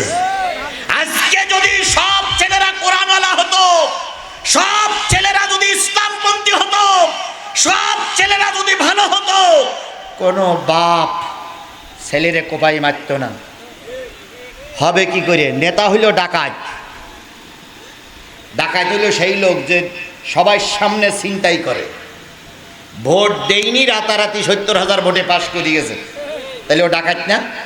ও ডাকাতির বাচ্চা ডাকাত না? আর এর যারা ভোট দিয়েছে, ভোট দেওয়ার সহযোগিতা করে চোর চোর। তাহলে নেতা ডাকাত, কর্মীরা চোর, আর এর যে প্রশাসন সহযোগিতা করেছে এরা ওই বিএনজির রক্তে জন্ম। তাহলে যদি উপরে সিঁড়ি এইরকম হয়, আবার এনারা এসে কয় ভাইরা আমার, বোনেরা আমার, মাদকের ছড়াছড়ি হয়েছে, অথচ যদি কি বলে ওর গাল চেক করা হয় তো মানে মদ চেয়ে ওইটি। এই জন্য বলতেছিলাম পিতামাতার সঙ্গে সুন্দর আচরণ করতে হবে। কার নির্দেশ? এই মুসলমান স্পষ্ট করে বলেন, কার নির্দেশ? কাদের কাদের মা বেশি আছে একটু হাত তোলেন তো। ওরে আল্লাহ, সবার মা বেশি আছে, বাবু বেশি আছে। এবারে বলুন, এই যে গতকালকে ঈদ হয়ে গেল, ঈদের দিনে যখন গিয়েছিলেন তখন শেষে দোয়া চাইলেন কার কাছে? মার কাছে দোয়া নিলেন? আপনারা নিছেন? যদি কাজা হয়ে যায় আজকে নিবেন। এবার ঈদগার ময়দান থেকে এসে সর্বপ্রথম খোঁজটা নেবেন কার? মা। কারণ মা আপনার 10 মাস 10 দিন পেটে ধারণ করেছিল। মার ছোট্ট জায়গা দিয়ে যখন আপনি দুনিয়ার মুখ দেখলেন, একটা দুইটা নয় 36টা নারী ছিঁড়ে আপনি দুনিয়ার মুখে আসলেন। যুদ্ধের ময়দানে যেমন মুজাহিদ শহীদ হয়ে যায় অথবা রক্তাক্ত হয়, একটা মা যখন সন্তান প্রসব করে অনেকগুলো রক্ত তার বাহির হয়ে যায়। এত রক্ত স্রোত বাহির হয়, যারা সন্তান প্রসবের ওখানে থাকে তারাই জানে রক্তক্ষরণ হয়ে যায়। অনেক রক্তক্ষরণের কারণে মা মারা যায়। এত রক্তক্ষরণ হলো, এত ব্যথা সহ্য করলো। এরপরে জন্মের পর মা সর্বপ্রথম যারা পাশে থাকে তাদেরকে বলে, আমার ছেলে হয়েছে না মেয়ে হয়েছে আমার কাছে দাও। এত কষ্ট করার পর মা যখন ছেলেটারে কোলে নেয়, রক্তের দোলাটা যখন, ওই রক্তের ওই ছোট কাদের দোলাটা যখন কোলে নেয়, 2 গালে 2টো চুমা দেওয়ার পর আল্লাহ নবী বলেছেন মা সকল প্রসব বেদনা ভুলে যায়। আপনি না খেয়ে আছেন, আজকে একটা জিনিস পরীক্ষা করেন। রাত 12টার পরে বাড়ি যাবেন, যাইয়ে দেখবেন বাড়ি যদি কুকুর থাকে কুকুরটা ঘুমায় গেছে, স্ত্রী ঘুমায় গেছে, সন্তানগুলো নিজের কামরায় ঘুমায় গেছে। একটা লোকের চোখে ঘুম নাই, তিনি হলেন জনম দুঃখিনী মা। খট করে দরজা খোলার সাথে সাথে কিংবা বাড়ির ভিতরে ঢোকার সাথে সাথেই মা বাইরের থেকে আওয়াজ দেবে, খোকা। কেড়ে দরজা খুললো, খোকা নাকি?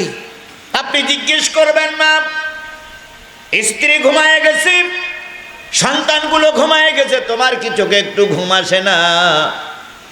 মা কি জবাব দেবে? বাজান রে, তুই যে আমার কলেজার মানিক সন্তান, তোরে না 10 মাস 10 দিন ধরে পেটে রেখেছিলাম, কোলে পিঠে করে মানুষ করেছি, তুই ওয়াজ শুনতে গেছিস প্রতিমধ্যে কোনো অ্যাক্সিডেন্ট হয় কিনা, বিপদ আপদ হয় কিনা, তাই তোর পথের দিকে তাকায়ে বসে আছি। তুই বাড়িতে না আসা পর্যন্ত আমার চোখে যে ঘুম আসে না। আমার ভাইয়েরা, ওই মা বাপের হক আদায় করতে গিয়ে যদি কোনো ব্যক্তি নিজের পিঠির চামড়া দিয়ে জুতো তৈরি করে দেওয়া হয়, 2 ফোঁটা দুধের সমপরিমাণ মূল্য আপনি দিতে পারবেন না।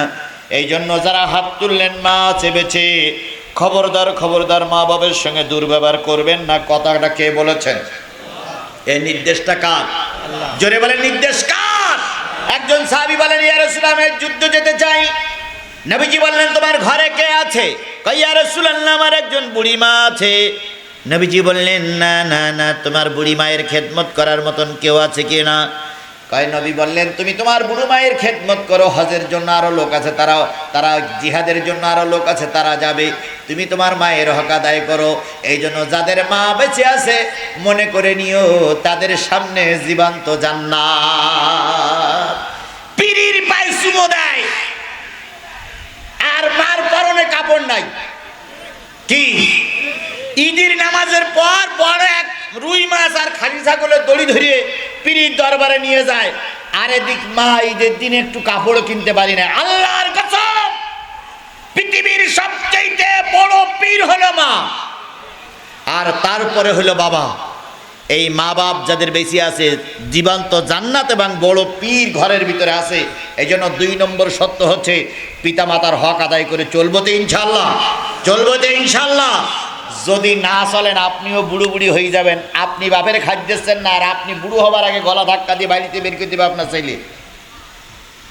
2 নম্বর পয়েন্ট শেষ। 3 নম্বর, ওয়ালা তাকতুলু আওলাদুকুম মিন ইমলাক। রেজেক দিতে পারবা না এই ভয়ে সন্তান হত্যা করো না। কয়টা উপদেশের কথা বলবো? 10টা। তার ভিতরে কয় নম্বর? 3 নম্বর, রেজেক দিতে পারবা না এই জন্য সন্তান হত্যা করো না। এবার বলুন তো, সন্তান হত্যা করা লোক আমাদের সমাজে আছে না নাই? কিভাবে হত্যা করেন? কিভাবে হত্যা করেন আপনারা? ছুরি দিয়ে? ছুরি দিয়ে কি করে? পরিবার পরিকল্পনা। কি করি দেখেন, প্রত্যেকটা জায়গায় এখন লেখা আছে 2টি সন্তানের বেশি নয়, একটা হইলে। এটা কি কল্পনা? আচ্ছা, এটা হারাম না হালাল? না, পরিবার পরিকল্পনা হারাম নয়। এবার যদি বলেন হুজুর এতক্ষণ কি বলেন আর এখন কি বলতেছেন, এবার আসুন তো। পরিবার মানে হলো সংসার, কথা বলেন ঠিক না ঠিক? আর কল্পনা মানে হলো সিস্টেম। সিস্টেম বা কল্পনা, পরিবারের নিয়ে একটা সিস্টেম বা কল্পনা তৈরি করার নাম হলো পরিবার পরিকল্পনা। আপনি বিয়ে করার রাত্রি পরিবার পরিকল্পনা করবেন। যারা বিয়ে করুনি তাদের শিখাই দিলাম, আর যারা বিয়ে করেছেন এখনো যুবক আছেন যুবতী আছেন তাদের শিখাই দিচ্ছি। বিয়ের রাত্রিতেই 2 জন পরিবার পরিকল্পনা করার জন্য পরিবার নিয়ে বসবেন, কল্পনা করবেন। স্বামী স্ত্রী 2 জন যুক্তি পরামর্শ করবেন। 3টা সন্তান যদি হয়, বড়টারে হাফেজ বানাবো, 2 নম্বরটারে মাওলানা বানাবো, 3 নম্বর সন্তানটারে ইঞ্জিনিয়ার বানাবো কি ডাক্তার বানাবো। অথবা 3টা সন্তান আল্লাহ যদি আমাদের দেয়, বড় সন্তানটারে হাফেজ বানানোর পরে ডাক্তার বানাবো, মেজে সন্তানটারে দাখিল পাস করার পরে ইঞ্জিনিয়ার করব। এই যে কল্পনা করা, স্বামী স্ত্রী 2 জন এক জায়গায় বসে যুক্তি পরামর্শ করা, এটার নাম হলো পরিবার পরিকল্পনা। আর আমাদের পরিবার পরিকল্পনা কি? একটা হওয়ার পরে নারী কেটে বাদ দাও, আর নাইতে পুরুষের 2টো আছে, একটা ছাড়াই দাও।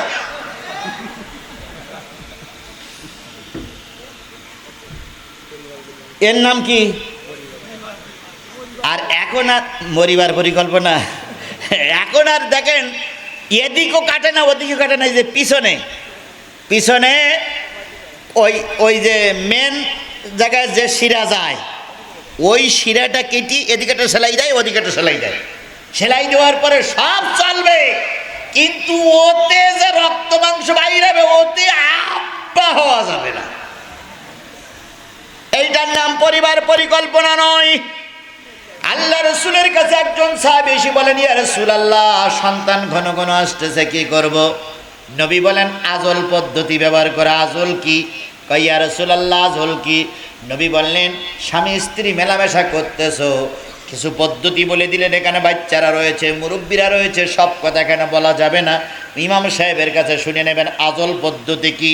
আজল পদ্ধতিটা হলো, বোতলের ভিতরে পানি ঢুকবে, এই বোতলের ভিতরে পানি না দিয়ে পানিটা বোতলের বাইরে দিয়ে দাও, তাহলে বোতলের ভিতরে যদি পানি না ঢোকে তাহলে ওর ভিতরে কোনো দূষণীয় কিছু ঢুকবে না।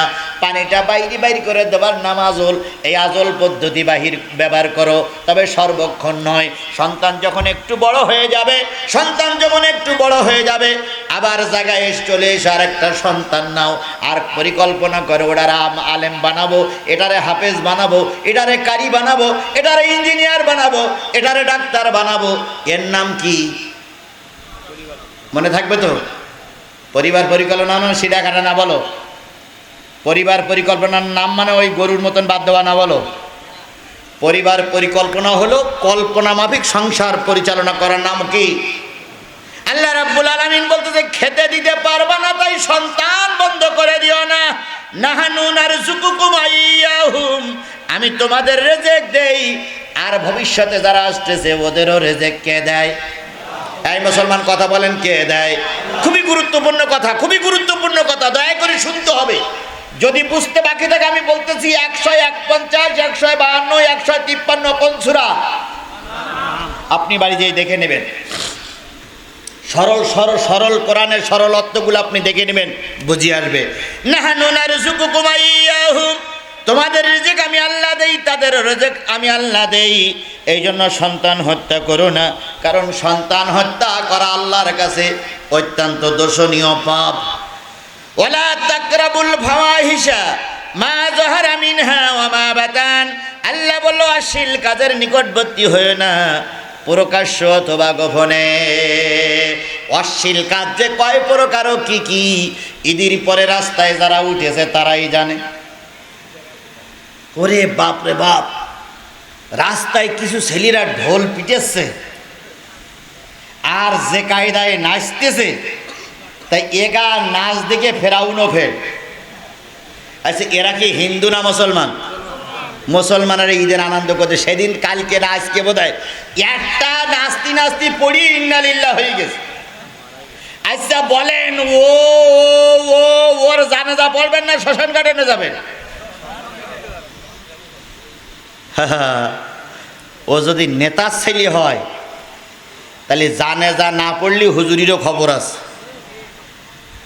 আজকে লালন শাহ সেতু পার হচ্ছি, আজকের কথা লালন শাহ সেতু পার হচ্ছি, তো 2-3টা ছেলে আসলে এক মোটরসাইকেলে চাবি কেটে নেস পুলিশ,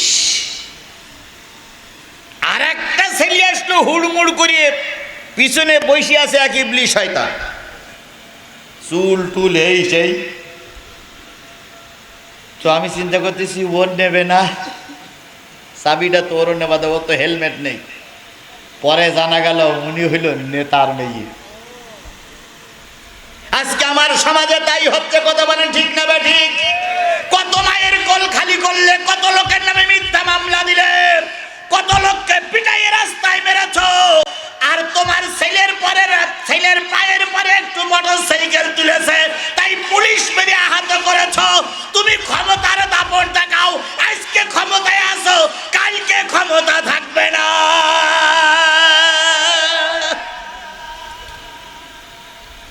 হুজুর আজ ভালো করে করিয়েন না, তোমার বাড়ি যাইতে দেবো না। আজ জানাজা হুজুর দিয়ে হবে না, ও জানাজা মুসি দিয়ে পড়াইতে হবে। আর যদিও আমরা জানাজা পড়াই উজু ছাড়া, বিনা উজুতি জানাজা দেবো, কথা বলেন ঠিক না বে ঠিক? হুজুর দেখলি এখন চুলকানি হয়, আবার মরে গেলি ছেলে কয় হুজুর কয় কি কয়, হুজুর একটু জানাজা পড়াই দেন। হুজুর কয় জানাজা পড়বো, আমার নামে মিথ্যা মামলা দিয়েছে 19টা তোর বাপ। এরম ভদ্রলোক আছে না নাই? জোরে বলেন আছে না নাই? আজকে পুলিশও তাদের কাছে নিরাপদ নয়। ক্ষমতার দাপট দেখাও, আজকে ক্ষমতা আছে কালকে থাকবে না, কথা বলেন ঠিক না ঠিক? যারা তোমাকে পাওয়ার দিয়েছে তারা একদিন জুতা পিটা করে মামুর বাড়ি পাঠিয়ে দেবে।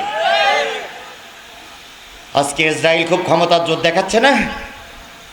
আজকেও ফিলিস্তিনিদের মেরেছে, এরপরে ফিলিস্তিনিদের একজন শীর্ষ নেতা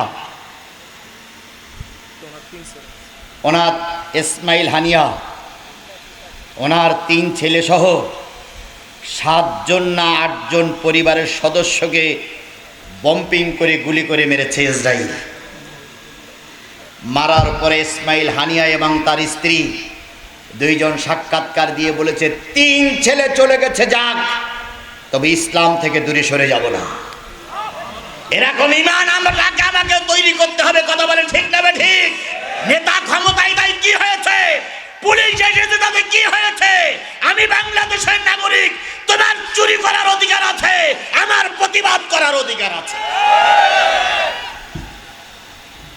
সব বক্তারা সব হুজুররা যদি হক কথাগুলো বলতো, আজকে আমাদের অবস্থা এত শোচনীয় হতো না। কথা বলেন ঠিক না ঠিক?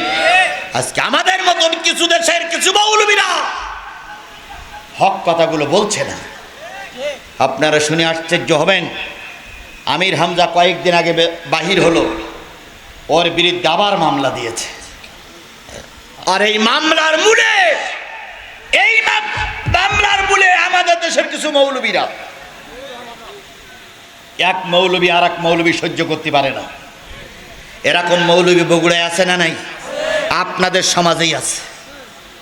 কিছু কিছু লোক জিহাদি সহ্য করতে পারে না, অনেক হুজুর আছে জিহাদি সহ্য করতে পারে না।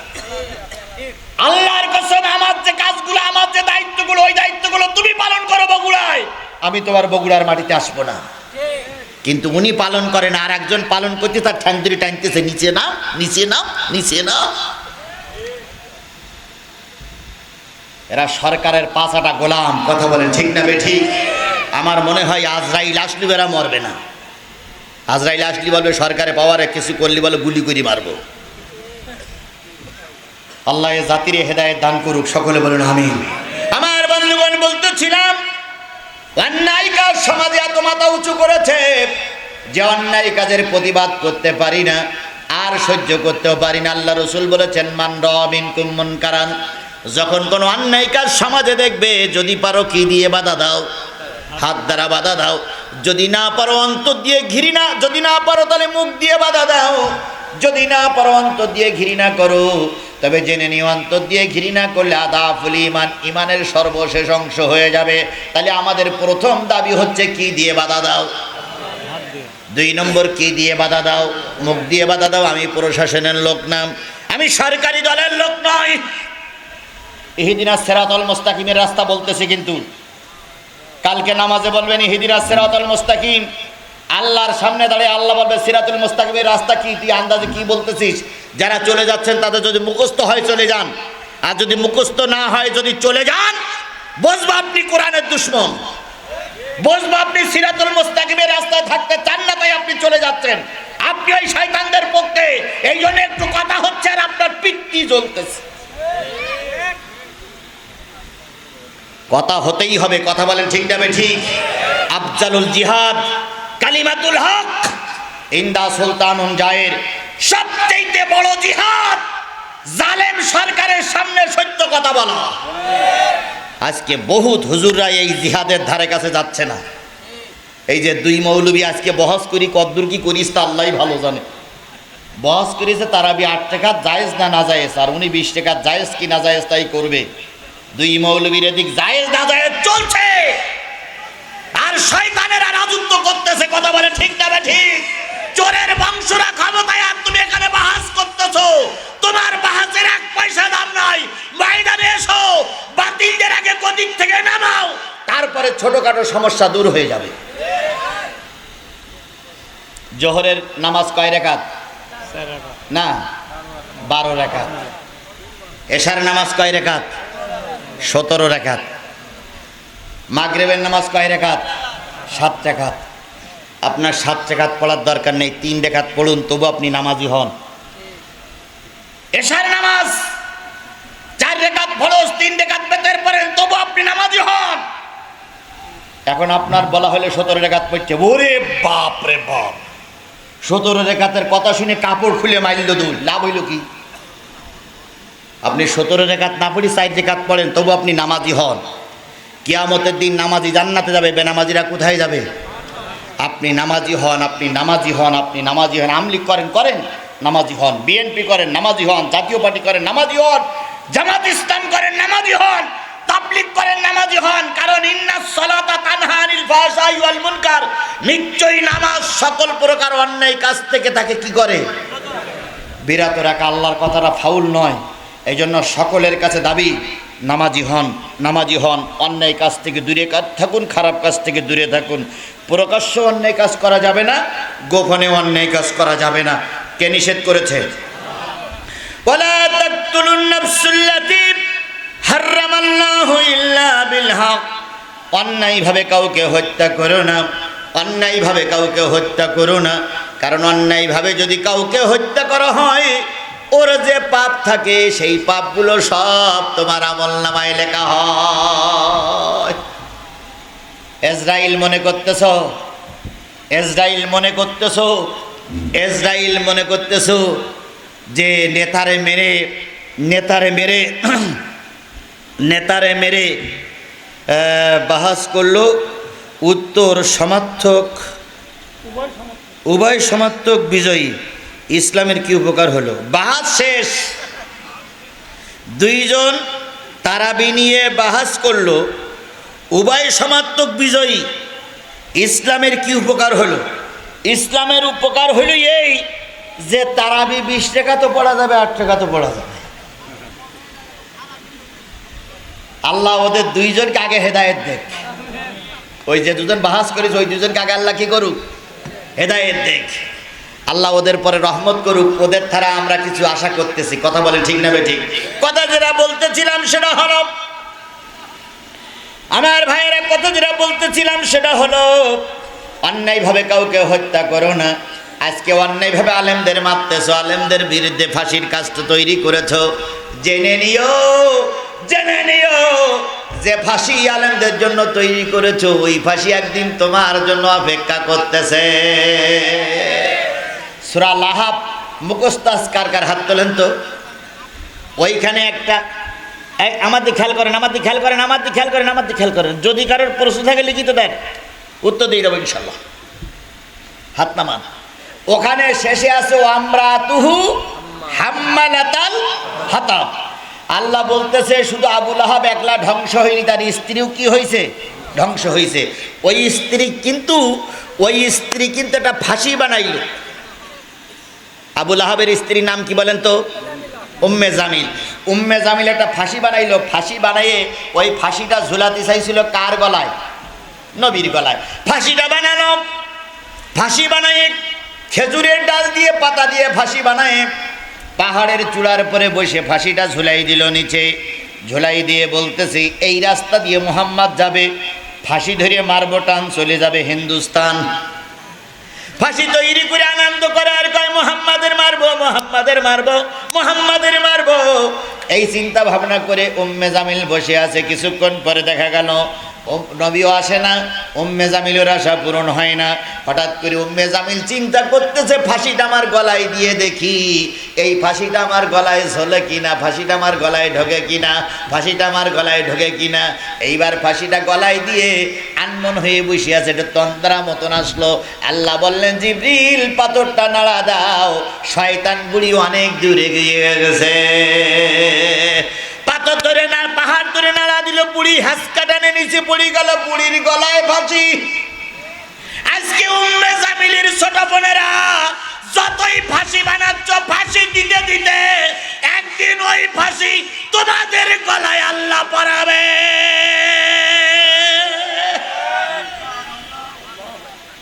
আল্লাহ সেই দিনটারে কবুল করুক।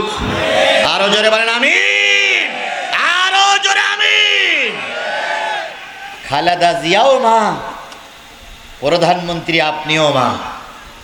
কি আপনি ঈদের আনন্দ করলেন আর খালেদা জিয়ারে ভিতরে রাখলেন? খালেদা জিয়া কি দোয়া করতেছে কে জানে? আল্লাহ জানে।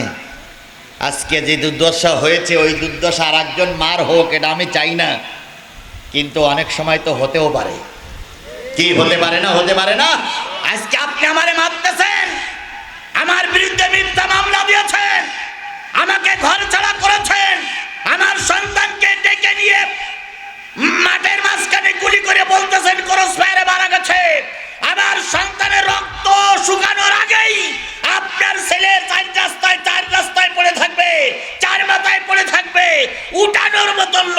পাওয়া যাবে না।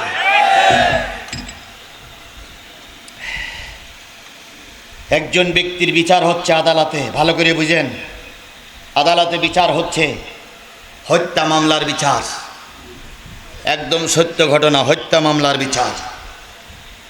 এখন হত্যা মামলার বিচার, যিনি হত্যা মামলার আসামি তিনি হত্যা করেন নাই, তারপরও তাকে ফাঁসিতে ঝুলতে হচ্ছে। ঘটনা ছিল এরকম, ফজরের নামাজ পড়ি সবাই বাড়ি বাহির যাচ্ছে, হঠাৎ করে এক লোক টাকা নিয়ে আসতেছিল বিদেশ থেকে, সেই লোকটার কাছ থেকে টাকা ছিনতাই করে ডাকাতিরা চলে যাচ্ছিল। এখন ওই লোক বাধা দিচ্ছে, ডাকাতিরা পেটের ভিতরে ছুরি দিয়ে ওর মেরে, রাস্তায় মেরে ও টাকা নিয়ে চলে যাচ্ছে। ভালো করে শুনেন, এখন ওই পেটের ভিতরে ছুরি গ্যার গ্যার গ্যার গ্যার করতেছে, নামাজিরা সবাই তাকাই দেখতেছে, কিন্তু কেউ কোলের কাছে যাচ্ছে না। হঠাৎ করে একজন যে বলতেছে, আল্লাহ তোমার এক বান্দা মারা যাবে, আর আমি চুপ করে দাঁড়াই থাকবো? এখন ওই বান্দা ওর ওই কোলের ভিতরে নিয়ে মনে করলে ছুরিকান বেরি করে ওখানে একটা গামছা দিয়ে একটা পোটলা দেই যাতে করে রক্ত বন্ধ হয়। ছুরি হাতে করে বেরি করতে, আর অমনি পুলিশের গাড়ি আসছে। পুলিশের গাড়ি এসে দেখলো যে নামাজির লোকের কোলে কি লাশ, হাতে কি ছুরির মাথা দিয়ে কি পড়তেছে, রক্ত পড়তেছে। পুলিশ ওই লোকটারই ধরল, অথচ ওই লোকটা কি দোষী না নির্দোষ? ওই লোকটা উপকার করতে গিয়েছিল, উপকার করতে গিয়ে পুলিশের কাছে এই 1 নম্বর আসামি। এখন এই যে অনেক লোক দেখতেছে, কেউ সাক্ষী দিচ্ছে না। এখন 3 তালার পরে, ফজরের নামাজের পরে একজন পায়চারি করে বেড়াচ্ছিলেন, উনি ওই জটলা অবস্থা দিকে 3 তালার থেকে সব কিছু দেখতেছে। তখন তো ভিডিও নেই, 3 তালার থেকে দেখতেছে। দেখলো যে ডাকাতিরা মেরে চলে গেল, আর একজন নামাজি ব্যক্তি এসে ওই ব্যক্তির উদ্ধার করলো। উদ্ধার করার পরে ছুরিটা বেরিয়ে উপকার করতে গেছে, পুলিশ এসে এর দেখলো যে এর হাতে ছুরি, এর কোলে লাশ। পুলিশের 1 নম্বর আসামি বানালো। পুলিশের সাক্ষী অনুযায়ী কোর্টে মামলা হলো। আর ওই 3 তালার পরে যিনি দাঁড়াই দেখেছেন উনি হলেন বিচারপতি। ওনার আদালতে বিচার, ভালো করে বুঝলেন, ওনার আদালতে বিচার। উনি আসামির বাদী বিবাদী পুলিশের সাক্ষী শুনল, আর ওই যিনি ওই নামাজি ব্যক্তি কোলে করে রেখেছিলেন এই মৃত্যু ব্যক্তির ওনার বক্তব্য শুনল। কিন্তু এনার পক্ষে সাক্ষী দেওয়ার মতন কেউ নাই। পুলিশ 8 জন 10 জন সাক্ষী দিল, স্যার আমি নিজে চোখে দেখেছি এই লোকে খুন করেছে। শেষ পর্যন্ত সাক্ষী প্রমাণ হয়ে গেল ওই নামাজি লোকের ফাঁসি হবে। অথচ নামাজি লোকটা নির্দোষ না দোষ? নির্দোষ লোকের কি হবে? এই বিচারপতি বারবার রায় পাল্টায়, রায় দেরি করে, বারবার দেরি করে, যে আজকে দেবো না, কালকে দেবো না, পরশুদিন দেবো না। হঠাৎ করে বিরোধী পক্ষের উকিলদের জেরার কারণে উনি রায়ের দিনখান ঘোষণা করলেন। ঘোষণা করার আগে চিন্তা করছে, আল্লাহ দুনিয়ার কেউ দেখিনি, কিন্তু আমি তো দেখেছি ওই লোকটা নির্দোষ, কিন্তু আমি কি করে লিখবো যে তোমার ফাঁসি? রায়ের 2 দিন আগে বিচারক চলে গেলেন জেলখানায়। কোর্ট দারোগার কাছে অনুমতি নিয়ে ভিতরে ঢুকলেন। লোকটার পাশে বসে বসে বসে বসে অনেকক্ষণ বক্তব্য দিলেন, আর বললেন, ভাই আমি নিজে চোখে দেখেছি তুমি নির্দোষ, কিন্তু সাক্ষী বলতেছে তুমি দোষী। তোমার তো ফাঁসি হওয়ার কথা ছিল না, কারণ আল্লাহ নিজেই বলেছেন, ইয়া আইয়ুহাল্লাযীনা আমানু, আল্লাহ নিজেই বলেছেন হত্যার বিনিময়ে হত্যা করো। তুমি যদি হত্যা না করে থাকো তাহলে তো হত্যা হওয়ার কথা না। সুতরাং আন্নান নাফসা বিন নাফসি ওয়াল আইনা বিল আইনি ওয়াল আনফা বিল আনফি ওয়াল উযুনা বিল উযুনি, কি করে হলো? হত্যার বিনিময়ে হত্যা কি করে হচ্ছে? তুমি তো হত্যা করোনি, তারপরে তোমার ফাঁসির রায় আমাকে দিতেই হবে। আচ্ছা তুমি চিন্তা করে দেখো তো, জীবনে কোনো দিন কাউকে তুমি মেরেছিলে? স্যার আমার তো মনে পড়ে না। আচ্ছা কোনোদিন কোনো জিনিস গোপন করেছিল? কয় স্যার তো মনে পড়ে না। হঠাৎ করে ওর মনে পড়তেছে, হ্যাঁ আমার বয়স তখন 18 থেকে 20, আমি তখন একটু দুর্দর্শ ক্লাসে ছিলাম। একজনের সঙ্গে গন্ডগোল করে, সে লোকটার কোনো দোষ ছিল না। আমি 2-3টে স্কিল চল মারার পরে শুনেছিলাম ওই লোকটা মারা গেছে। কিন্তু মারা যাওয়ার পর আমার আর কোনো বিচার আদি হয়নি, আমি সেখান থেকেই গা ঢাকা দিয়েছিলাম, আমি বেঁচে গেছি, আমার নামে মামলাও হয়নি, আমার কেউ বিচারও করিনি, আমি সেখান থেকে ভালো আছি। বিচারপতি তখন বুঝলো আল্লাহ দুনিয়ার সব মানুষের কথা বিফলে যেতে পারে, কিন্তু তোমার কথা বিফলে যেতে পারে না। তুমি বলেছো হত্যার বিনিময়ে হত্যা, সুতরাং ওই ব্যক্তি হত্যা করেছিল কেউ দেখিনি, কিন্তু তুমি দেখেছো। আজকে এই ব্যক্তি এই ব্যাপারে নিষ্পাপ, কিন্তু আগের একটা হত্যা মামলা আছে, সেই কারণে আজকে তার ফাঁসির রায় হয়ে যাচ্ছে। পরের দিন বিচারপতি রায় দিলেন তোমার ফাঁসি। আজকে তোমরা মারতেছ, আজকে তোমরা আমার সন্তানকে ঘরের থেকে বের করে নিয়ে যাচ্ছ, মিথ্যা মামলা দিয়ে সাধু সাজতেছ, কেউ দেখিনি, কে দেখতেছে? সেই আল্লাহ এখন আছে? এই মুসলমান, সেই আল্লাহ এখন আছে? এই বগুড়ার মুসলমানেরা সেই আল্লাহ এখন আছে? চিন্তা করো না, তোমরা আমাকে কাঁদাইয়াছো, তোমাদের কান্নার জন্য কে অপেক্ষা করতেছে? আল্লাহ দরবার অপেক্ষা করতেছে, তোমাকে একদিন কাঁদতে হবেই। বেশি দূরে যাব না, তাহলে শেষ করতে পারবে না। আল্লাহ রাব্বুল আলামিন বলতেছে অন্যায় ভাবে কাউকে হত্যা করো না। যালিকুম আসসাকুম বিহি লাআল্লাকুম তাকিলুন। এই নসিহত এতক্ষণ পর্যন্ত আমি আল্লাহ রাব্বুল আলামিন করলাম যাতে করে তোমরা বোঝো। কে বলতেছেন? আল্লাহ। বোঝো। এবার আসুন, ওয়ালা তাকরাবুল মাল আল ইয়াতীম, ইতিমের মালের নিকটবর্তী হয়েও না, ইল্লা বিল্লাতি হিয়া আহসান, যতক্ষণ পর্যন্ত উত্তম পন্থা না আসবে ততক্ষণ পর্যন্ত এতিমের 12টাতে বেরিয়ে গেছে, আর বেশিক্ষণ নয়। বিল্লাতি হিয়া আহসান, উত্তম পন্থা ছাড়া, হাত্তা ইয়াবলুগা শাদ্দাহু, যতক্ষণ তারা যৌবনে পদার্পণ না করে ততক্ষণ পর্যন্ত এতিমের মালের নিকটবর্তী হয়েও না, এতিমের মালের কাছে যেও না, কারণ এতিমের মাল হক আদায় করা তোমাদের হক। এবার বলুন তো, আমরা এতিমের মাল খাই না, এতিমের হক আদায় করি? জোরে বলেন, এতিমের মাল হক আদায় করি না, এতিমের মাল খাই? নবী বলেছেন যদি কোনো এতিমের মাথায় হাত বুলাইয়া দেওয়া হয়, ওই এতিমের মাথায় যত চুল আছে তত পরিমাণ নাকি আমলনামা তোমার আমলনামায় লেখা হয়, আর যতগুলো গুনাহ আছে সব গুনাহগুলো আল্লাহ কি করে দেয়? মাফ করে দেয়।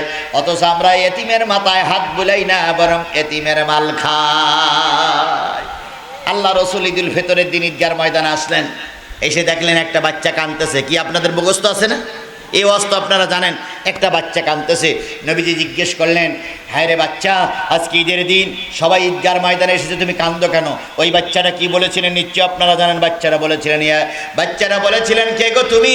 কি তোমার নাম, কি তোমার পরিচয়? যুদ্ধে আমার আব্বা মারা গেছে, মার একটা বিয়ে করেছে, যার সঙ্গে বিয়ে হয়েছে সেই মা আমার দৈনিক 2-3 বার করে পিটায়, তাই আমার মা পাঠিয়েছে নবীর সঙ্গে কথাটা বলার জন্য, তোমার সঙ্গে বলবো না। নবীজি বললেন তুমি কি কোনোদিন নবীরে দেখেছো? কয় না দেখিনি। ওই নবী তখন বললেন, ও বালক, আমি সেই নবী। আল্লাহ নবী বুকের ভিতরে জড়াই ধরে 2 গালে 2 চুমা দিয়ে আয়েশার ঘরে যে বলতেছে, আল্লাহ পাক জান্নাত থেকে একটা ফুটান্ত গোলাপ ফুলকে তোমার কাছে দিয়েছে, যদি এর খেদমত করে আল্লাহ পাক জান্নাত নসিব করবে। এই জন্য এতিমের হক আদায় করতে হবে, এতিমের মাল খাওয়া যাবে না। কার নির্দেশ? এটা কি শুধু আমাদের জন্য ফরজ? তাওরাতে কি ছিল? একই জিনিস। জব্বুরে কি ছিল? একই জিনিস। ইনজিলেও একই জিনিস। আর সকল ধর্মের কাছে একই জিনিস। এতিম আউফু কাইলা ওয়াল মিজান, ওজনে এবং মাপে কম দিও না, ওজনে এবং মাপে কম দিও না। আচ্ছা, এর ভিতরে অনেক হুজুর আছে, অনেক দাড়িওয়ালা টুপিওয়ালা আছে, নেবার সময় বেশি নেয়, দেবার সময় কম দেয়, আছে? আচ্ছা, তার একটু হাত তোলেন তো।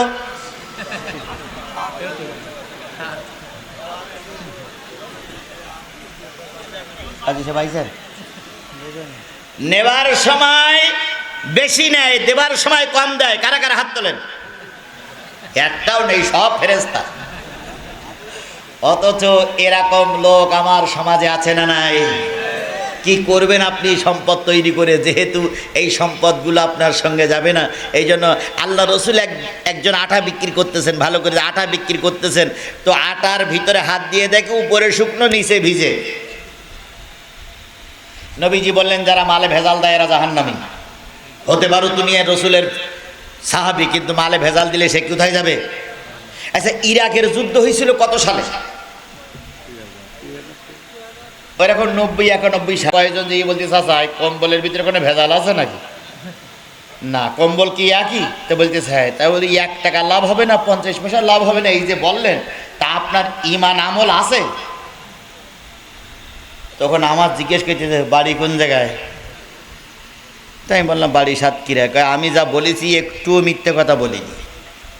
তাই আমি বললাম ওতে 1 টাকা লাভ করলেন, এতে 50 পয়সা লাভ করেন না, তাহলে আপনি মিথ্যে কথা বলেননি। কয়েক শোনো খোকা, যারা 60 টাকায় বিক্রি করেছে 10 টাকা লাভ করেছি, আর যারা 70 টাকা বিক্রি করেছে ওরা 20 টাকা লাভ করেছে। আমি তো 10 টাকার 20 টাকা লাভ করেছি। আমি বলেছি 1 টাকা লাভ হবে না, 8 আনা লাভ হবে না, আমি তো 10 টাকার 20 টাকা লাভ করেছি।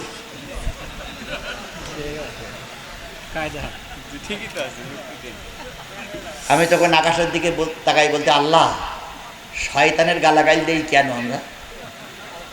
আজ তো শয়তান তো এখানে বসে আছে, এরকম শয়তান আমাদের ভিতরে আছে না নাই? এই জন্য আল্লাহ রাব্বুল আলামিন বলেন যেই ধর্মের লোক হও, যেই জাতি গোষ্ঠীর লোক হও, বিচার সময় কম দিও না, নেবার সময় বেশি নিও না, ইনসাফপূর্ণ বিচার করো। এবার তোমরা মনে করতেছো কম দিলে আর বেশি নিলে লাভ হয়ে যাবে। না না না, ওয়াফু কাইলাল মিজান বিল কিসতি লা নুকাল্লিফু নাফসান ইল্লা উসওয়াহা। জেনে নিও সাধ্যের অতিরিক্ত কিছু আল্লাহ তোমাদের উপরে চাপাইয়ে দেবে না। এই জন্য ঠিক মতন কাজ করো। শেষ নসিহত হয়ে গেছে, ওয়াইস কুলতুম ফাদিলু ওয়ালাউ কানা যাল কুরবা। আল্লাহ বলতেছে আজকে বগুড়ার মৌলবীদের বলি, দেশের মৌলবীদের বলি, বড় বড় পীর মাশায়েখদের বলি, তোমরা আমার বিরুদ্ধে সমালোচনা করো, তোমরা আমার বিরুদ্ধে কথা বলো, জিহাদিয়া তো গরম কথা বলে কেন? দয়া করে এই কোরআনটার আয়াতটা পড়ি দেখো। আল্লাহ বলতেছে ওয়াইস কুলতুম ফাদিলু, যখন কথা বলবা সত্য কথাটাই বলো। কার নির্দেশ? যে মৌলবীরা জিহাদির বিরোধিতা করে, যে মৌলবীরা আমির হামজার বিরোধিতা করে, যে মৌলবীরা আল্লামা সাঈদীর বিরোধিতা করে, যে মৌলবীরা হকের বিরোধিতা করে, মৌলবীর বংশে কোরআনের আয়াত পড়ুনি। আল্লাহ বলতেছে যখন কথা বলবো তখন হক কথা বলো, ইনসাফ নিষ্ঠাবানের সঙ্গে সঠিক কথা বলো। কি হলো? কথা বলো সঠিক কথা। এই কথাটা বলার পরে ওয়ালাউ কানা যা কুরবা, যদি এই হক কথা বলাটা তোমার দলের বিরুদ্ধে যায়, হক কথাটা বলা তোমার নেতার বিরুদ্ধে যায়, যদি তোমার নিকট আত্মীয় সন্তানের বিরুদ্ধেও যায়, তবুও যদি যতক্ষণ বেঁচে আছো ততক্ষণ হক কথা বলো। নির্দেশটা কার? জোরে বলেন নির্দেশটা কার? আরো জোরে বলেন নির্দেশটা কার? যদি কোনো মৌলবী, যদি কোনো বক্তা হক কথা না বলে, ওর বক্তৃতা করার দরকার নাই, ওর হক কথা বলার দরকার নেই। কিছু কিছু লোক কয় অবস্থা খারাপ, তোমার সেই তো অবস্থা রসুলের খারাপ ছিল। কথা বলেন ঠিক না ঠিক? এরপরে রসুলকে সত্যি কথা বলেন নাই, সত্যি কথা বলেন নাই, কথা বলেন সত্যি কথা বলেন নাই। সুতরাং আল্লাহ বলতেছে যে ধর্মের লোক হও, যে গোষ্ঠীর মৌলবী হও, তাবলিগ হও, সরমনাই হও, হেফাজত হও, আমলিগ হও, বিএনপি হও, জাতীয় পার্টি হও, তুমি যদি আল্লাহর কোরআন পড়ি থাকো তাহলে হক কথাই বলতে হবে। আমরা হক কথা বলতে কারা কারা রাজি আছে? একটু হাত উঁচু করে দেখান তো, হক কথা বলতে কারা কারা রাজি আছি? মাশাআল্লাহ মাশাআল্লাহ, আল্লাহ কবুল করুক। একই কালেমা পড়ে বিমানে চড়তেছে আর একই কালেমা পড়ে জেল খেটে মরতেছে। আল্লাহ আমাদের হক কথা বলার তৌফিক দান করুক। আমার ভাইরা, বিহাদিল্লাহ আফু, আল্লাহর হক, আল্লাহর হুদুদ সমাজে বাস্তবায়ন করো। জালিকুম আসসাকুম বিহি লাআল্লাকুম তাযাক্কারুন। এই ওসিয়াত, এই নসিহাত আল্লাহ করেছেন যাতে করে তোমরা স্মরণ করো। এবার আসুন, ওয়ান্না হাযা সিরাতি মুস্তাকিমা। আল্লাহ বললেন এতক্ষণ যে ওয়াজ করলাম এটাই হলো সিরাতিল মুস্তাকিমের রাস্তা। তাহলে আমরা সূরা ফাতিহায় কি বললাম? ইহদিনাস সিরাতাল, হে আল্লাহ আমাদের সরল সঠিক পথে চালাও। আল্লাহ বলতেছে যে ওয়াজগুলো আমি এতক্ষণ ধরে করলাম, ওয়ান্না হাযা সিরাতি মুস্তাকিম, ওয়াহিদ মুতাকাল্লিমের শিখা, এটাই হলো আমার সিরাতুল মুস্তাকিমের পথ। উপরে যে 10টা নসিহত করলাম, এই 10টা হলো সিরাতুল মুস্তাকিমের রাস্তা। যদি আপনি পালন করতে না পারেন, আপনি সিরাতুল মুস্তাকিমের পথে নাই। এটাকে আমি বলতেছি না, কে বলতেছে? আল্লাহ বলতেছে। দেখেন কি বলে, ফাত্তাবিউহু ওয়ালা তাত্তাবিউস সুবুলা, এই পথ, এই কাজ অনুসরণ করো। যদি এই পথ অনুসরণ না করো, ফাতা ফাররাকা বিকুম আন সাবিলিহি, আমার রাস্তা থেকে তোমরা দূরে সরে গেছো। তাহলে ওপরের যে 10টা গুণ বলা হলো, এই 10টা গুণ যারা মেনে চলবে তারাই কোন রাস্তায় আছে? এই মুসলমান কথা বলেন, তারা কোন রাস্তায় আছে? এটাকে শুধু পুরুষের জন্য ওয়াজ, নারীর জন্য একই ওয়াজ। কথা বলেন ঠিক না বেঠিক? এই 10টা কাজ যারা করবে তারা সিরাতুল মুস্তাকিমের পথেই আছে। কার কথা? আর এই পথ থেকে যারা দূরে সরে যাবে, এই 10টা কাজ যাদের ভিতরে থাকবে না, তারা আল্লাহর পথ থেকে দূরে সরে গেছে। জালিকুম আসসাকুম বিহি লাআল্লাকুম তাত্তাকুন, এই নসিহত আমি আল্লাহ এতক্ষণ করলাম যাতে করে তোমরা মুত্তাকি হতে পারো। লাআল্লাকুম তাত্তাকুন, ইয়া আইয়ুহাল্লাযীনা আমানু কুতিবা আলাইকুমুস সিয়াম কামা কুতিবা আলাল্লাযীনা মিন ক্বাবলিকুম লাআল্লাকুম তাত্তাকুন। এখানেও বলতেছে লাআল্লাকুম তাত্তাকুন, তোমরা তখনই তাকওয়া অর্জন করবে যখন এই 10টা কাজ মেনে চলবে। এই যে কোরআনে বলার আয়াতগুলো, কোরআনে যে বললেন 10টা কথা, আমরা কি 10টা কাজ মেনে চলতে রাজি আছি? বলুন তো কোন সূরা? সূরাতুল আনআম। কত নম্বর আয়াত?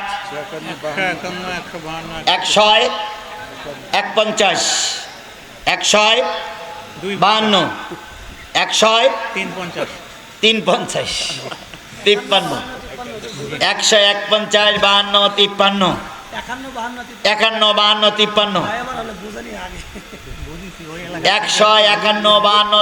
3টা আয়াত। যদি আপনাদের মনে হয় যে আমরা একটু পড়ে আমল করবো, আল্লাহর রহমতে পড়বেন বাড়িতে। আমরা এই 10টা আমল বক্তা, শ্রোতা আর এই আমার এই মিডিয়ার মাধ্যমে যত লোক শুনবে, সবাইকে আল্লাহ আমল করার তৌফিক দান করুক। আমা তৌফিক ইল্লা বিল্লাহ ওয়া আখিরু দাওয়ানা আলহামদুলিল্লাহি রাব্বিল আলামিন। সূরা ফাতিহা ইখলাস শরীফ পড়ি সবাই। এখনই দোয়া হবে, বিসমিল্লাহির রহমানির রহিম, আলহামদুলিল্লাহি রাব্বিল আলামিন আর রহমানির রহিম, মালিক ইয়াউমিদ্দিন, ইয়্যাকা না'বুদু ওয়া ইয়্যাকা নাস্তাঈন, ইহদিনাস সিরাতাল মুস্তাকিম, সিরাতাল্লাযীনা আন'আমতা আলাইহিম গায়রিল মাগদুবি আলাইহিম ওয়ালাদ-দাল্লিন। আমিন। বিসমিল্লাহির রহমানির রহিম। কুল হুয়াল্লাহু আহাদ, আল্লাহুস সামাদ, লাম ইয়ালিদ ওয়া লাম ইউলাদ ওয়া লাম ইয়াকুল লাহু কুফুয়ান আহাদ। কুল হুয়াল্লাহু আহাদ, আল্লাহুস সামাদ, লাম ইয়ালিদ ওয়া লাম ইউলাদ ওয়া লাম ইয়াকুল লাহু কুফুয়ান আহাদ। সকলে মিলে বলুন আস্তাগফিরুল্লাহ রাব্বি মিন কুল্লি জামবে ওয়া আতুবু ইলাইহি লা হাওলা ওয়ালা কুওয়াতা ইল্লা বিল্লাহিল আলিয়্যিল আযীম। আল্লাহুম্মা আমিন। রব্বানা যালামনা আনফুসানা ওয়া ইল্লাম তাগফির লানা ওয়া তারহামনা লানাকুনান্না মিনাল খাসিরিন। রব্বানা ইন্নানা আমান্না ফাগফির লানা যুনুবানা ওয়া কিনা আযাবান নার। আল্লাহুম্মা রাব্বিরহামহুমা কামা রাব্বায়ানি সগীরা ওয়া কুর রাব্বিরহামহুমা কামা রাব্বায়ানি সগীরা। মহিয়ান গরিয়ান সর্বশক্তিমান আল্লাহ, তুমি তোমার কুদরতি নয়নে আল্লাহ এরুলিয়ার এই মাঠে তাকায়া দেখো, শত শত মুসলমান 1 মাস রোজা ব্রত পালন করেছি। রোজা শেষে গতকাল ঈদের ময়দানে সবাই মিলে ঈদ উদযাপন করেছি। উদযাপন করার পরের দিন আল্লাহ হাজারো ব্যস্ততা পিছনে ফেলে রেখে আসরের নামাজের পর থেকে তোমার পাগলের আসতে শুরু করেছে। দেখতে দেখতে দেখতে দেখতে কখন জানি 12টার কাঁটা পার হয়ে আরো 10-15 মিনিট 20 মিনিট হয়ে গেছে। দীর্ঘ সময় ধরে ধরে আল্লাহ সূরা আনআমের কয়েকটা আয়াতের পরে আলোচনা হলো, শুনলাম, বুঝলাম। দয়া করে আমাদের সিরাতুল মুস্তাকিমের পথে পরিচালিত হওয়ার তৌফিক দিয়ে দাও। এই মাহফিলের ইন্তেজাম যারা করলো, শোনার জন্য যারা আসলো, বলার জন্য আমরা যারা এসেছিলাম, আর এই মাহফিলে যুবকদের উৎসাহিত করার জন্য যারা টাকা দিল, পয়সা দিল, সময় দিল, শ্রম দিল, মেধা দিল, কথা দিল, কিয়ামতের দিন মুসিবতের কালে এই মাহফিল আমাদের সকলের নাজাতের জরিয়া বানায়া দিও। গভীর দুনিতে হাত তুলেছি আল্লাহ, কত লোকের মা নাই, কত লোকের বাবা নাই।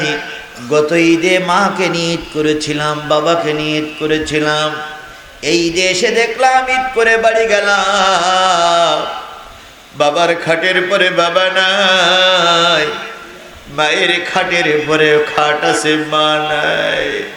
মায়ের পাড়ের বাটাটা পড়ে আছে, চশমাটা পড়ে আছে, কিন্তু মা নাই।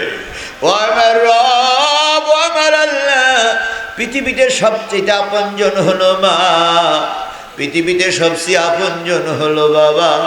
সেই বাবা মা যার কবরের ভিতরে মন মন মাটি বুকে করে নিয়ে চার দেওয়ালের ভিতরে আটকা পড়ে গেছি আমি মুসাফির। শত শত আলেম ওলামাদেরকে নিয়ে, হাফেজে কোরআনদেরকে নিয়ে, আমার এই মঞ্চে অনেক অনেক বড় বড় আলেম ওলামাদেরকে নিয়ে হাত তুলেছি রে বাবু। বাবাবের কবরগুলো তুমি জান্নাত দিয়ে ভরপুর করে দাও। আমি যখন ছোট ছিলাম, রাতে জ্বর এসেছে, সারা রাত মা মাথার কাছে বসে, বাবা মাথার কাছে বসে চৌকিদারের ভূমিকা পালন করেছে। একটু জ্বর যখন বেশি এসেছে, মা তখন ভিজা কাপড় দিয়ে মাথাটা মুছিয়ে দিয়েছে। আমার যখন চোখটা লাল হয়ে গেছে, মা তখন বুকের ভিতরে জড়ায় ধরে বলতেছে, খোকার বাবা, তাড়াতাড়ি ডাক্তার নিয়ে এসো, নতু আমার খোকা কিন্তু কষ্ট পাচ্ছে। ও আমার রব, আমার আল্লাহ, সারা রাত জেগে জেগে যে মা যে বাবা চৌকিদারের ভূমিকা পালন করেছিল, আল্লাহ গালের শক্ত খাবারগুলো নরম করে করে আমারে খাওয়াইছিল।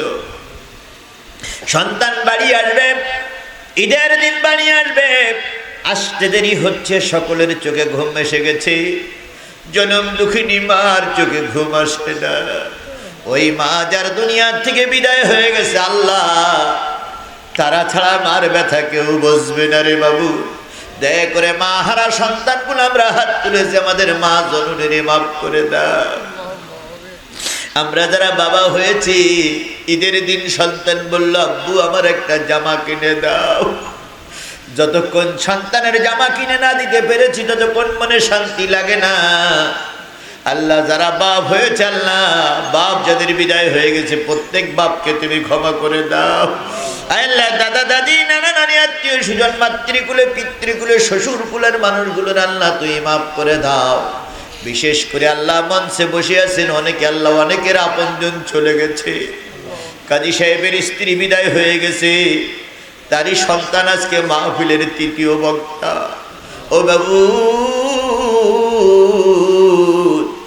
আমিরুর রাশিদিনকে তুমি জগৎ বিখ্যাত বক্তা বানায়া দাও। আল্লাহ সে তো আমার সাথেই থাকে, আল্লাহ জিহাদি হকের পথে থাকে, সব হকের পথে থাকে, তুমি তাকে কবুল করে নাও। মাবুদ ইতাসাবিল্লাহ ভাই হকের পক্ষের একজন কান্ডারি, হকের পক্ষে দাওয়াত করা যতগুলো আলেম আছে, তিনি একজন নির্ভীক আলেম। আল্লাহ তারপরে তুমি করুণা করো, দয়া করো, তার এলেম বাড়ায়া দাও, তার কণ্ঠস্বরটা ভালো করে দাও।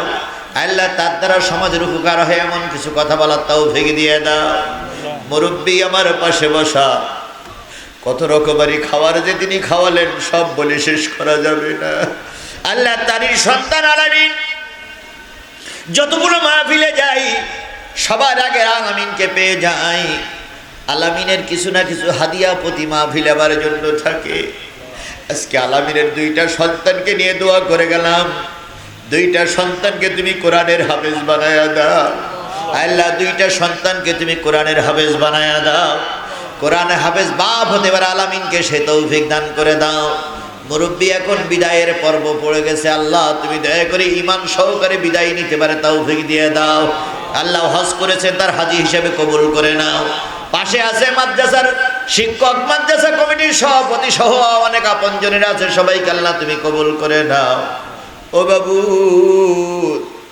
আমি জিহাদি বগুড়ার মানুষের কাছে কতটুকু প্রিয় আমি জানি না, তবে আমি যতটুকু জানি, একটা বাপ তার সন্তানকে যেমন ভালোবাসে, একজন মুসলমান তার আপন ভাইকে যেমন ভালোবাসে, বগুড়ার মানুষেরা ঠিক তদ্রূপ আমাকেও ভালোবাসে। বাবু, এই ভালোবাসার প্রতিদানে হোকালে চাই না, পরকালে তুমি আমাদের ভালোবাসার মূল্য দিয়ে আমাদের সবাইকে জান্নাতের মেহমান হিসেবে কবুল করে নিও।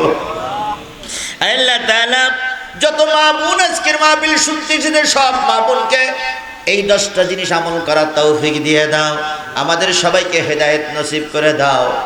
বাংলার জমিনটারে একটা বারের জন্য তুমি কোরআনের জমিন বানায়া দাও, কোরআন দিয়ে দেশ চলছে দেখার তৌফিক দিয়ে দাও। এই যে মিডিয়ার ভাইরে এসেছে, আমরা এদের আপ্যায়ন করতে পারি না, দুটো খাওয়াও দিতে পারি না। আল্লাহ কষ্ট করে এ প্রান্ত থেকে ও প্রান্ত ছুটে চলে, আগামীকাল এই ওয়াজগুলো আবার মিডিয়ায় প্রচার করবে, এতে দেশ থেকে দেশান্তরের বহু মানুষ উপকার হবে। মিডিয়ার সকল ভাইদেরকে আল্লাহ তুমি কবুল করে নাও, তাদের প্রসার বৃদ্ধি করে দাও, তাদের সম্মান ইজ্জত বাড়াইয়া দাও। আল্লাহ এই যে এখানে যে প্রতিষ্ঠানটা তৈরি হয়েছে আল্লাহ, আল্লাহ শিকারপুর সমাজ উন্নয়ন সংঘকে আল্লাহ তুমি কবুল করে দাও, শিকারপুর সমাজ উন্নয়ন সংঘকে আল্লাহ তুমি কবুল করে নাও। এই সংঘের মান সম্মান বৃদ্ধি করে দাও। আলেম মাদ্রাসাকে কিয়ামত পর্যন্ত এখানে টিকে থাকার তৌফিক দিয়ে দাও। হাজারো আলেম বাহির হয়ে গেছে, আরো আলেমের থেকে বাইরে যেতে পারে তৌফিক দিয়ে দাও। তোমার দোস্তের খাতিরে আল্লাহ আমাদের সকলের দোয়া মেহেরবানি করে কবুল করে নাও। কোন বান্দা কোন আশা নিয়ে হাত তুলেছে আমি জানি না, সকলের মনের অন্তরের অন্তঃস্থলের দোয়াগুলো কবুল করে নাও। আজকের ভাই নাসির ভাই, মাইকলা ভাই নাসির ভাই, সবুজ ভাই সহ এখানে আমাদের আনোয়ার ভাই এসেছে, সকলকে আল্লাহ তুমি কবুল করে নাও। অনেক কথা বলতে পারিনি, অন্তরের খবর রাখো তুমি, সকলের অন্তরের অন্তঃস্থলের দোয়াগুলো কবুল করে নাও। সুবহানা রাব্বিকা রাব্বিল ইজ্জাতি আম্মা ইয়াসিফুন ওয়া সালামুন আলাল মুরসালিন ওয়ালহামদুলিল্লাহি রাব্বিল আলামিন ওয়াজআল আখিরা কালামিনা ইনদাল মাউতি লা ইলাহা ইল্লাল্লাহ মুহাম্মাদুর রাসূলুল্লাহ। আসসালামু আলাইকুম ওয়া রাহমাতুল্লাহি ওয়া বারাকাতুহু।